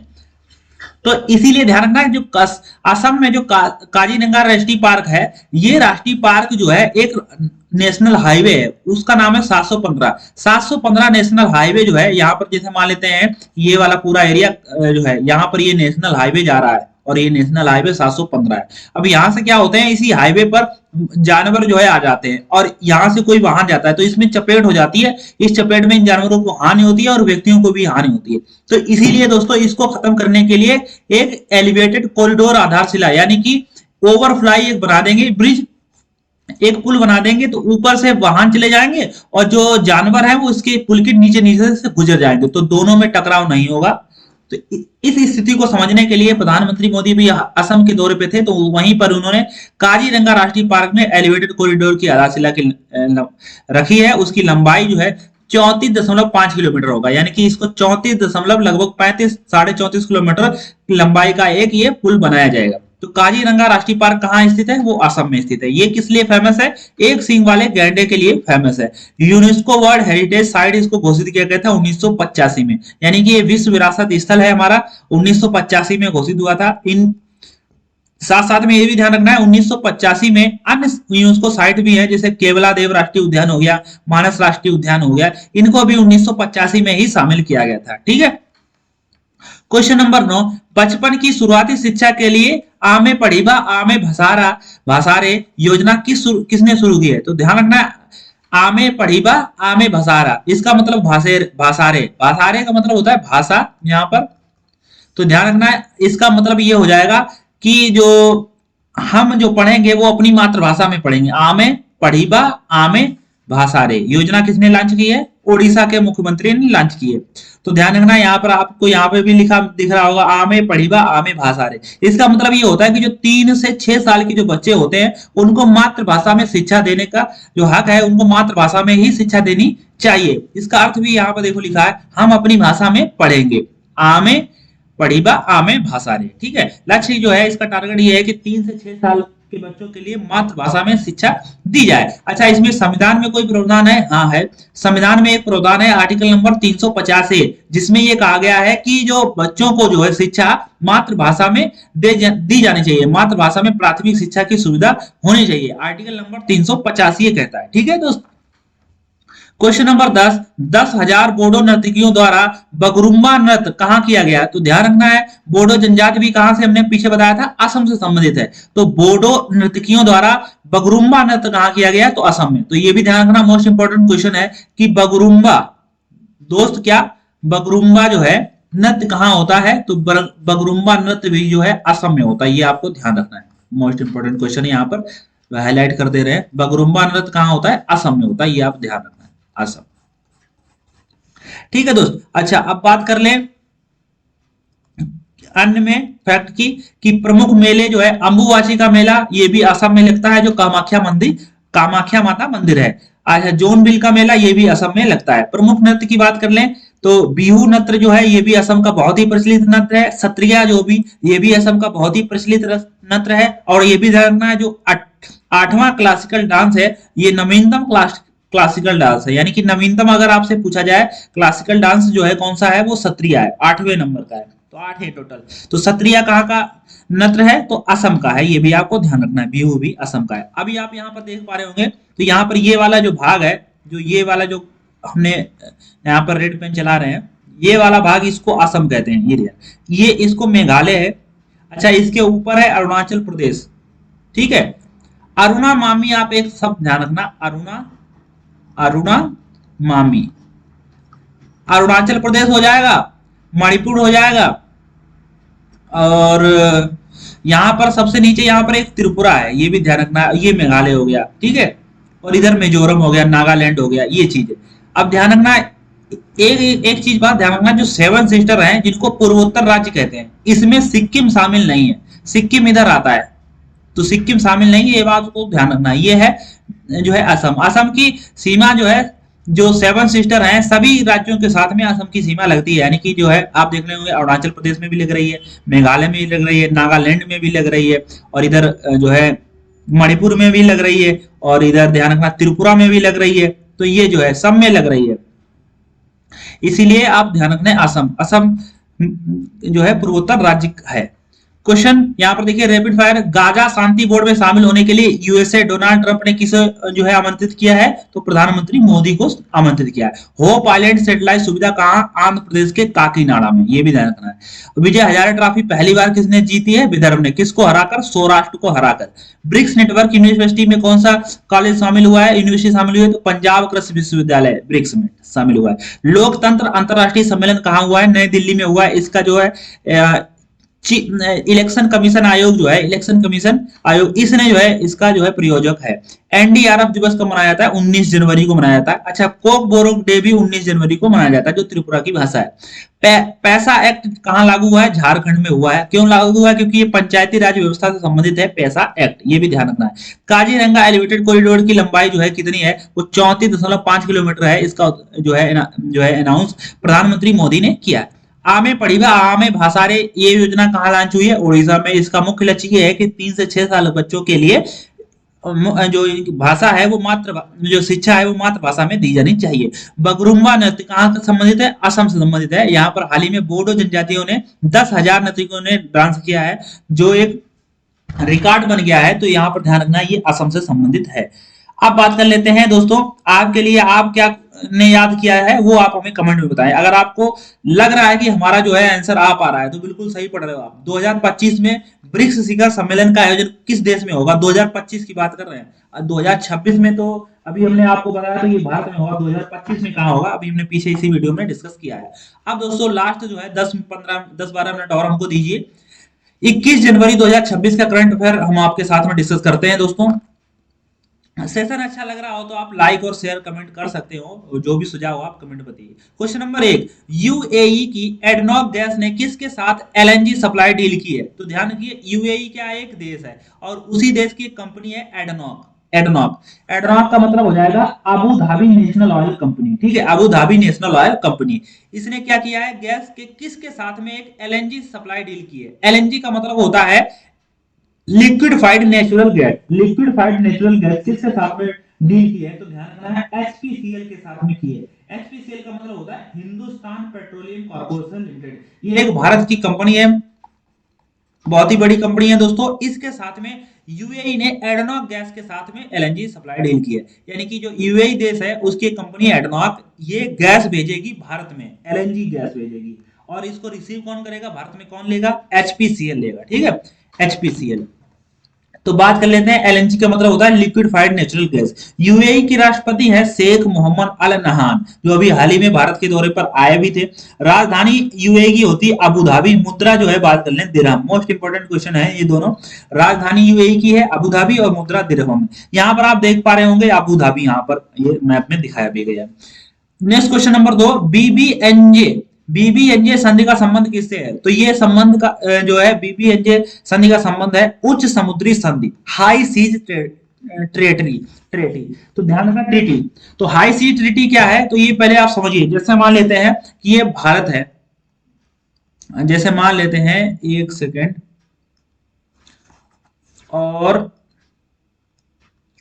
मान लिया हमने कि ये भारत है, और इस भारत का जो है दोस्तों, यहां पर आप सभी लोग जानते हो ये भी एक सागर है, इधर भी सागर है, तो एक तट होता है, और इस तट से 200 किलोमीटर की दूरी तक भारत का अधिकार रहता है, 200 किलोमीटर दूरी, और इस दूरी को कहते हैं अनन्य आर्थिक क्षेत्र। अनन्य आर्थिक क्षेत्र, और ये भारत के कब्जे में रहता है, यानी कि हर देश के कब्जे में रहता है। नॉट इसको 200 नॉटिकल माइल्स कहते हैं, किलोमीटर यहाँ पर कहना गलत होगा, नॉटिकल माइल्स, ये कि समुद्र की दूरी को नॉटिकल माइल्स में मापते हैं, 200 नॉटिकल माइल्स। ठीक है। अच्छा, यहां से 200 किलोमीटर की दूरी को कहते हैं अपना अनन्य आर्थिक जो इकोनॉमिक जो है अनन्य आर्थिक क्षेत्र। और ध्यान रखना, इससे जो बाहर की है, इससे की बाहर की जो दूरी होती है, इससे बाहर की दूरी, अब ध्यान देना, यहाँ पर जो है 200 नॉटिकल मील तक की जो जिम्मेदारी है वो उसी देश की है कि यहाँ पर कचरा फैलाया है, उसकी साफ सफाई है, जो भी है, जो भी साफ सफाई संबंधित है, जो भी प्रदूषण है, यानी कि समुद्र में प्रदूषण ना हो, उसकी जिम्मेदारी तो है इस देश की। लेकिन जो इसके बाहर है उसकी किसकी वो इसके बाहर प्रदूषण ना फैलाए, तो वो किसकी जिम्मेदारी होगी? तो इसी पर एक संधि हुई है जिसका नाम है बीबीएनजे। इसका फुल फॉर्म यहाँ पर देखिए, बायोडाइवर्सिटी बियॉन्ड नेशनल ज्यूरिडिक्शन। तो यानी कि उद्देश्य ये है कि राष्ट्रीय सीमा से परे समुद्र की जैव विविधता की सुरक्षा। अब देखिए, ये तो 200 नॉटिकल मील हो गई राष्ट्रीय सीमा हमारे देश की या किसी भी देश की, ठीक है। और इससे जो परे, इससे दूर, उसमें जैव विविधता की सुरक्षा के लिए कौन जिम्मेदार होगा? तो सारे देश जिम्मेदार होंगे। इस पर एक संधि बनाई जा रही है, बीबीएनजे संधि का संबंध किससे है? उच्च समुद्री संधि से है, यानी कि हाई सीज ट्रीटी से। इसके बाहर के क्षेत्र को कहते हैं हाई सीज, और इसके अंदर के क्षेत्र को कहते हैं अनन्य आर्थिक क्षेत्र, या शॉर्टकट में कहते हैं ईईजे। ठीक है। अब ध्यान देना है, इसके बाहर का जो है ठेका जो है, उस पे जो है संधि का संबंध किससे? उच्च समुद्री संधि से। तो आपने ये समझ गए होंगे। ठीक है दोस्तों। क्वेश्चन नंबर 3, भारत श्रीलंका मालदीव के बीच में एक त्रिपक्षीय तटरक्षक अभ्यास होता है जिसका नाम है दोस्ती। तो मोस्ट इंपोर्टेंट क्वेश्चन, दोस्ती क्या है? एक तटरक्षक अभ्यास है। तटरक्षक क्या होता है? अभी हमने आपको हाल ही में कई बार बताया है कि ये जो हमारी है ये कोस्टल एरिया है जिसमें टोटल 9 राज्य आते हैं। तो यहाँ पर तटरक्षक जो है बल हमारा रहता है, और इस समय वर्तमान में तो तटरक्षक बल के जो डीजी है उनका नाम है परमेश शिवमणि। तटरक्षक बल का ध्यान रखना, क्या नाम है? परमेश शिवमणि। तो भारत और श्रीलंका और मालदीव के बीच की तटरक्षक से जो अभ्यास है दोस्ती का, कौन सा संस्करण आयोजित हुआ? तो 17वां संस्करण आयोजित हुआ। देखो, ये क्वेश्चन ये भी पूछा जा सकता है, और ये भी पूछा जा सकता है कि इसका होस्ट कौन रहा, यानी कि कहाँ ये बनाया गया? तो मालदीव में लॉन्च किया। तो ये मालदीव में आयोजित किया गया है, ये भी आप ध्यान रखना है। दोस्ती का आयोजन कहाँ हुआ है? मालदीव में हुआ है, होस्ट मालदीव रहा है, लेकिन इसका 17वां संस्करण था। दोस्ती किसके बीच में होता है? भारत, श्रीलंका और मालदीव। अब देखिए, यहाँ पर तो आप देख पा रहे होंगे ये है भारत मैप में, और सबसे साउथ में आप देख पा रहे होंगे ये श्रीलंका है, ये देखिए। और सबसे इधर देखिए, सबसे नीचे आप देखिए ये मालदीव है। तो मालदीव जो है आप ये देखते होंगे, ये टुकड़ों में बटा हुआ है। ये छोटे छोटे जो द्वीप है इनको मालदीव कहते हैं, यहीं इसीलिए लोग यहाँ पर टहलने जाते हैं मालदीव में। क्यों? क्योंकि यहाँ पर छोटे छोटे द्वीप है, और ये बात और सब समुद्र है, तो उसी में ये मालदीव बसा हुआ है दोस्तों। ठीक है। जिस तरीके से हमारा जो अंडमान निकोबार द्वीप समूह है, वहां पर भी आप देखते होंगे ऐसे ऐसे छोटे छोटे द्वीप हैं। आप मालदीव ना जाकर अंडमान निकोबार द्वीप समूह जा सकते हैं। इसीलिए अभी पीछे आपने देखा होगा, पीछे कुछ दिनों में जो है मालदीव के राष्ट्रपति ने हमारे साथ में कुछ अजीब बर्ताव किया था, तो इसीलिए मोदी जी ने लक्षद्वीप चले गए थे अपने जो देश में। वहां पर देखिए उन्होंने कहा कि यहाँ आइए, वहां क्यों जाते हो? तो पूरा भारत वहां पर जो है मालदीव की इकोनॉमिक जो है हिलने लगी थी। तो ये समझिए, तो भारत के नजदीक है, भारत के बहुत से लोग जाते हैं यहाँ पर मालदीव में जो है। अब मालदीव के राष्ट्रपति है मोहम्मद मुइजू। मोहम्मद मुइजू ये मोहम्मद मुइजू, ठीक है। अच्छा एक बात कर ले, मित्र शक्ति जो अभ्यास है, मित्र शक्ति ये भारत और श्रीलंका के बीच में होता है, तो ये भारत और श्रीलंका के बीच में होता है मित्र शक्ति। एक्वेरियन होता है भारत व मालदीव के साथ में, एक्वेरियन भारत और मालदीव के साथ में एक्सरसाइज है।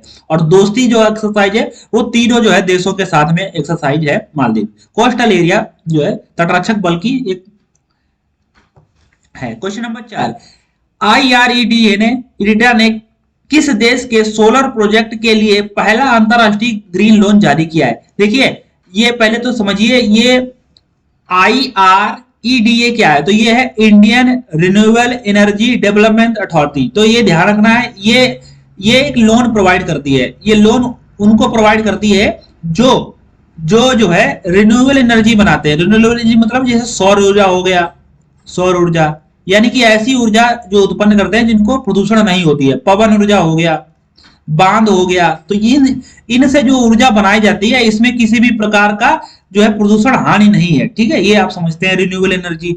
ये एक संस्था है जो भारत में जो है लोन प्रोवाइड करती है, लेकिन इसने पहली बार किसी देश को दिया गया है, यानी कि अंतरराष्ट्रीय लोन प्रोवाइड किया है। अच्छा इस तरीके का जो लोन होता है उसको ग्रीन लोन बोला जाता है। ग्रीन लोन इसलिए क्योंकि ये ग्रीन एनर्जी बनाती है, ठीक है। ग्रीन लोन प्रोवाइड किया वो भी अंतरराष्ट्रीय लेवल पर। तो भारत की संस्था का क्या नाम है? इरिडा नाम है, इरिडा भी बोल सकते हैं या सिंपल आईआरईडीए ने किस देश के सोलर प्रोजेक्ट को लिए पहला अंतरराष्ट्रीय ग्रीन लोन जारी किया है? तो Zambezi.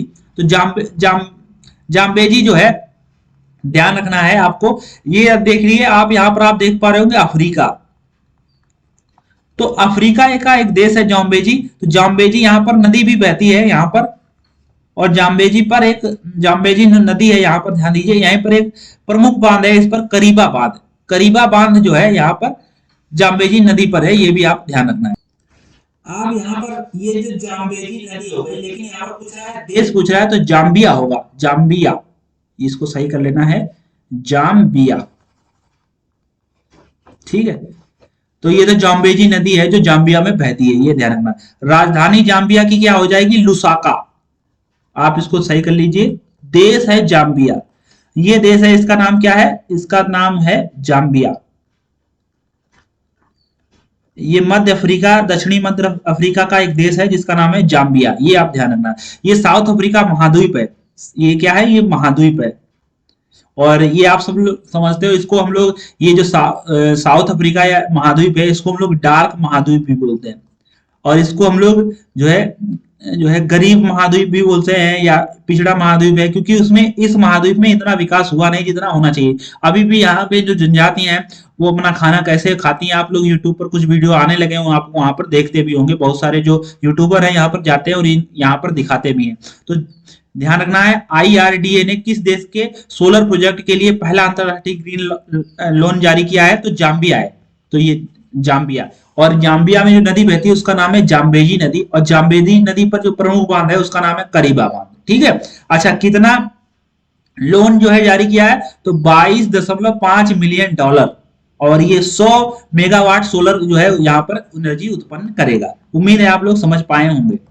Question number 5, responsible nation index 2026 में भारत ने कौन सा स्थान हासिल किया है? तो रेस्पॉन्सिबल नेशन इंडेक्स ये भारत ही लॉन्च करता है वर्ल्ड इंटेलेक्चुअल जो है फोरम के द्वारा। तो इसमें भारत की रैंक 16वीं रैंक आई है। तो रिस्पॉन्सिबल नेशन इंडेक्स 2026 में भारत की कौन सी रैंक है? तो ये 16वीं रैंक है। अच्छा इस पे टॉप जो है इसको सिंगापुर में रखा गया। टोटल 154 देश है, ये भारत का ये इंडेक्स है, ध्यान रखना है। अच्छा 16वीं रैंक है रिस्पॉन्सिबल नेशनल इंडेक्स में भारत की, ठीक है। टॉप इसमें सिंगापुर है, टोटल 154 देश है। ये क्वेश्चन हमने पीछे भी डिस्कस किया था। अच्छा बात कर लेते हैं कि Asia power index, Asia power index में भारत की रैंक कितनी है? थर्ड है।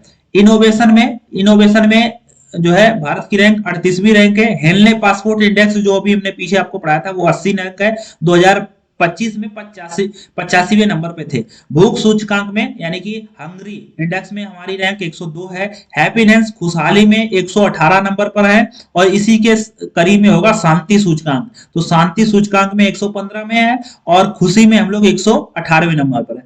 जेंडर गैप इंडेक्स में हम लोग 131 पर है, लेकिन अगर बात करें ह्यूमन डेवलपमेंट में हम लोग 130 नंबर पे, यानी मानव विकास सूचकांक में भारत की रैंक 130 है और जेंडर गैप में 131 है। प्रेस फ्रीडम इंडेक्स में हमने बताया था दक्षिणा है 151 की, और यानी कि ऊर्जा संक्रमण में हम लोग 71वें स्थान पर है, फायर पावर इंडेक्स में चौथे स्थान पर है। क्वेश्चन नंबर 6, भारतीय स्टार खिलाड़ी साइना नेहवाल ने अंतरराष्ट्रीय करियर से संन्यास ले लिया, इनका संबंध किस खेल से है? तो सभी लोग जानते हैं साइना नेहवाल का संबंध बैडमिंटन से है। ये भारतीय स्टार खिलाड़ी साइना नेहवाल है। ये इनका जो है जन्म जो है स्थान हिसार जो है हरियाणा में पड़ता है। इनकी एक कथा है, मोस्ट इंपोर्टेंट, ध्यान रखना, किसी भी एग्जाम में आ सकती है, प्लेइंग टू विन किसकी आत्मकथा है? तो साइना नेहवाल की आत्मकथा है, जो भारतीय बैडमिंटन के खिलाड़ी हैं जबरदस्त। इन्होंने लंदन ओलंपिक 2012 में ब्रॉन्ज मेडल लाया था, जो बैडमिंटन में भारत का पहला ओलंपिक मेडल था, ये भी आप ध्यान रखना है। अच्छा, एक भारतीय महिला खिलाड़ी और भी बहुत दिग्गज खिलाड़ी है जिनका नाम है पीवी सिंधु। तो पीवी सिंधु का संबंध भी बैडमिंटन से है और इन्होंने रियो 2016 में सिल्वर जो है मेडल लाया था, इसीलिए इनको सिल्वर गर्ल भी कहा जाता है, ध्यान रखना। Question number 7, doctor C Palani Velu की आत्मकथा का हिंदी संस्करण कहाँ लॉन्च हुआ? तो राइट आंसर नई दिल्ली में लॉन्च हुआ। डॉक्टर सी पलाना वेलु, ध्यान रखना, इनका संबंध जो है साउथ इंडिया से है और ये सर्जरी के बहुत ही महत्तम जो है डॉक्टर हैं सर्जरी के। तो नई दिल्ली में इनकी एक पुस्तक का विमोचन हुआ है, उपराष्ट्रपति ने किया है। सोचो, विमोचन किसने किया है? उपराष्ट्रपति द्वारा किया गया है। संबंधित व्यक्ति, ध्यान रखना, उपराष्ट्रपति इस समय कौन है? सीपी राधाकृष्णन जो है उपराष्ट्रपति है भारत के। डॉक्टर सी पलानी वेलु की आत्मकथा का हिंदी संस्करण कहां लॉन्च हुआ है? तो राइट आंसर है नई दिल्ली में लॉन्च हुआ है। किसने लॉन्च किया? उपराष्ट्रपति ने। क्वेश्चन नंबर 8, राज्य को गैंगस्टर मुक्त बनाने के लिए ऑपरेशन प्रहार किसने शुरू किया है? तो राइट आंसर है पंजाब में। देखिए दोस्तों, एक हेल्पलाइन नंबर भी जारी किया गया है 93,946 अपराध मुक्त, यानी कि पंजाब को अपराध मुक्त बनाने के लिए राज्य सरकार ने ऑपरेशन प्रहार शुरू कर दिया है। ऑपरेशन प्रहार, आप देखिए यहाँ पर आप समझ पा रहे होंगे, ये लद्दाख जम्मू कश्मीर का भाग हो जाता है, ये लद्दाख हो गया, ये जम्मू कश्मीर हो गया। अब देखिए यहाँ पर आप देख पा रहे होंगे, ये है पंजाब, ये पंजाब हो गया और इसके नीचे जस्ट राजस्थान है और ये गुजरात है और ये महाराष्ट्र आपका हो गया, ये गोवा आ गया, ये कर्नाटक आ गया, ये केरल आ गया, ये तमिलनाडु हो गया, ये आंध्र प्रदेश हो गया, तेलंगाना हो गया, ये उड़ीसा हो गया, ये पश्चिम बंगाल हो गया, ये सारे राज्य, ये बिहार हो गया, ये उत्तर प्रदेश हो गया, उत्तराखंड हो गया, हिमाचल प्रदेश हो गया, ये मध्य प्रदेश हो गया। ठीक है दोस्तों, ये हो गया छत्तीसगढ़ आपका। तो ये सारे राज्य, और ये पूर्वोत्तर राज्य है, अरुणाचल प्रदेश हो गया, आसाम हो गया, मेघालय हो गया, त्रिपुरा हो गया, नागालैंड हो गया, मणिपुर हो गया, मिजोरम हो गया। तो ये सारी चीजें हैं। अब ध्यान देना, ये सारे राज्य वर्तमान में टोटल 28 राज्य और 8 केंद्र शासित प्रदेश हैं, जिसमें से आप यहां पर देख पा रहे हो अंडमान निकोबार द्वीप समूह है, इधर लक्षद्वीप है, ठीक है, इधर। अब ध्यान दीजिए, यहां पर क्या गया, ये पंजाब जो राज्य है, इसमें ऑपरेशन प्रहार शुरू किया गया। ऑपरेशन प्रहार, इसमें क्या होगा, जो जितने भी गैंगस्टर हैं, जितने भी गुंडे हैं, उनको सफाया किया जाएगा। ठीक है, तो और भी कुछ है, जैसे सागर बंधु जो है, एक जो है ऑपरेशन चलाया था भारत ने, श्रीलंका में चलाया था। ऑपरेशन ब्रह्मा चलाया था, ये म्यांमार में चलाया था, ये भी ध्यान रखना है। ऑपरेशन सिंदूर अभी चलाया गया था, तो ये पाकिस्तान के विरुद्ध चलाया था। ऑपरेशन सिंधु ये ईरान में चलाया गया था। तो ये भी कुछ ऑपरेशन है, आपको ध्यान रखना है। पूछ लिया जाता है कि सागर बंधु ऑपरेशन कहां चलाया गया था? श्रीलंका में चलाया गया था। तो ये भी क्वेश्चन आपको ध्यान रखना है। क्वेश्चन नंबर 9, खेलो इंडिया विंटर गेम्स का कौन सा संस्करण शुरू हुआ? तो राइट आंसर है छठा।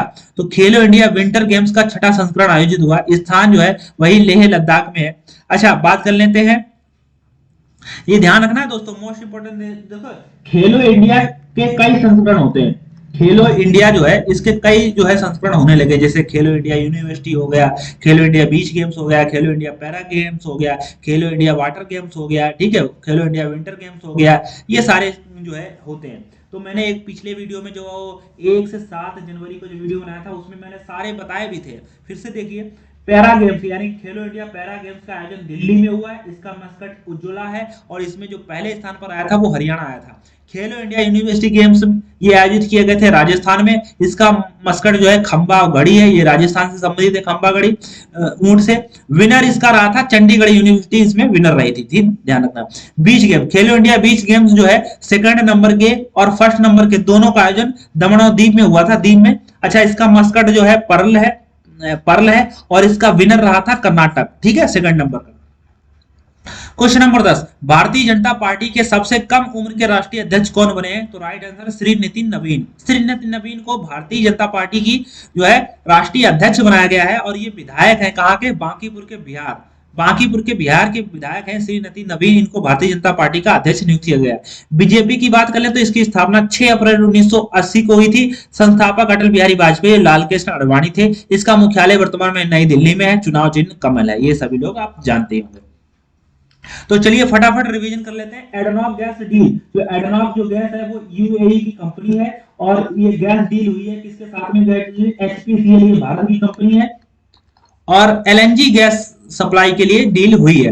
बीबीएनजे संधि का संबंध किससे? हाई सीज से है, बायोडायवर्सिटी से संबंधित है। हाई सीज जो 200 नॉटिकल मील से जो परे की दूरी है उसको कहते हैं हाई सीज। ठीक है। अभ्यास दोस्ती 3 देशों के बीच में होता है। इसका आयोजन कहां हुआ है? मालदीव। और इसके जो 3 दोस्त हैं वो कौन से हैं? श्रीलंका, मालदीव, श्रीलंका, मालदीव और भारत। ये ऑपरेशन अभ्यास दोस्ती होता है और ये तटरक्षक अभ्यास है। ठीक है। इरिडा ग्रीन लोन यानी कि जाम्बेजी नहीं, जाम्बिया, यहाँ पे भी गलत, जाम्बिया, ये देखिए सही लिखा है। जाम्बिया जो देश है, जाम्बिया देश है, वहां पर IREDA ने ग्रीन लोन जारी किया है। तो किस देश का है? जाम्बिया के लिए। ये साउथ अफ्रीका का, दक्षिणी मध्य अफ्रीका का भाग है ये। ठीक है। रेस्पॉन्सिबल नेशनल इंडेक्स में भारत की रैंकिंग कौन सी है? 16वें नंबर की है। फर्स्ट पर यहाँ पर सिंगापुर रखा गया। टोटल 154 देश है। साइना नेहवाल ने जो है संन्यास ले लिया है। इनका संबंध किससे है? तो इनका संबंध बैडमिंटन से संबंधित है। ये भी ध्यान रखना। 2012 में इन्होंने जो है एक मेडल लाया था, वो फर्स्ट मेडल था। डॉक्टर सी पलानी वैल्यू की आत्मकथा का कहां लॉन्च हुई है? तो नई दिल्ली में लॉन्च हुई है। किसने लॉन्च किया है? सीपी राधाकृष्णन जी, जो उपराष्ट्रपति भारत के। ऑपरेशन प्रहार, ऑपरेशन प्रहार कहां लॉन्च हुआ है? पंजाब में हुआ है। ये गैंगस्टर मुक्त यानी कि पंजाब को गैंगस्टर मुक्त बनाने के लिए ऑपरेशन प्रहार लॉन्च हुआ है। खेलो इंडिया विंटर गेम्स का आयोजन कहां हुआ है? लेह लद्दाख में हुआ खेलो इंडिया विंटर गेम्स का आयोजन। बीजेपी अध्यक्ष बात कर लें। बीजेपी के जो है अध्यक्ष बनाए गए हैं नितिन नवीन बनाए गए हैं। ये बांकीपुर बिहार के विधायक हैं। ठीक है। ये ध्यान रखना। आज का सवाल, जाम्बेजी नदी पर कौन सा प्रमुख बांध है? चलिए बताइए। बहुत इंपॉर्टेंट क्वेश्चन आपके साथ में। जाम्बेजी नदी में कौन सा जो है बांध है?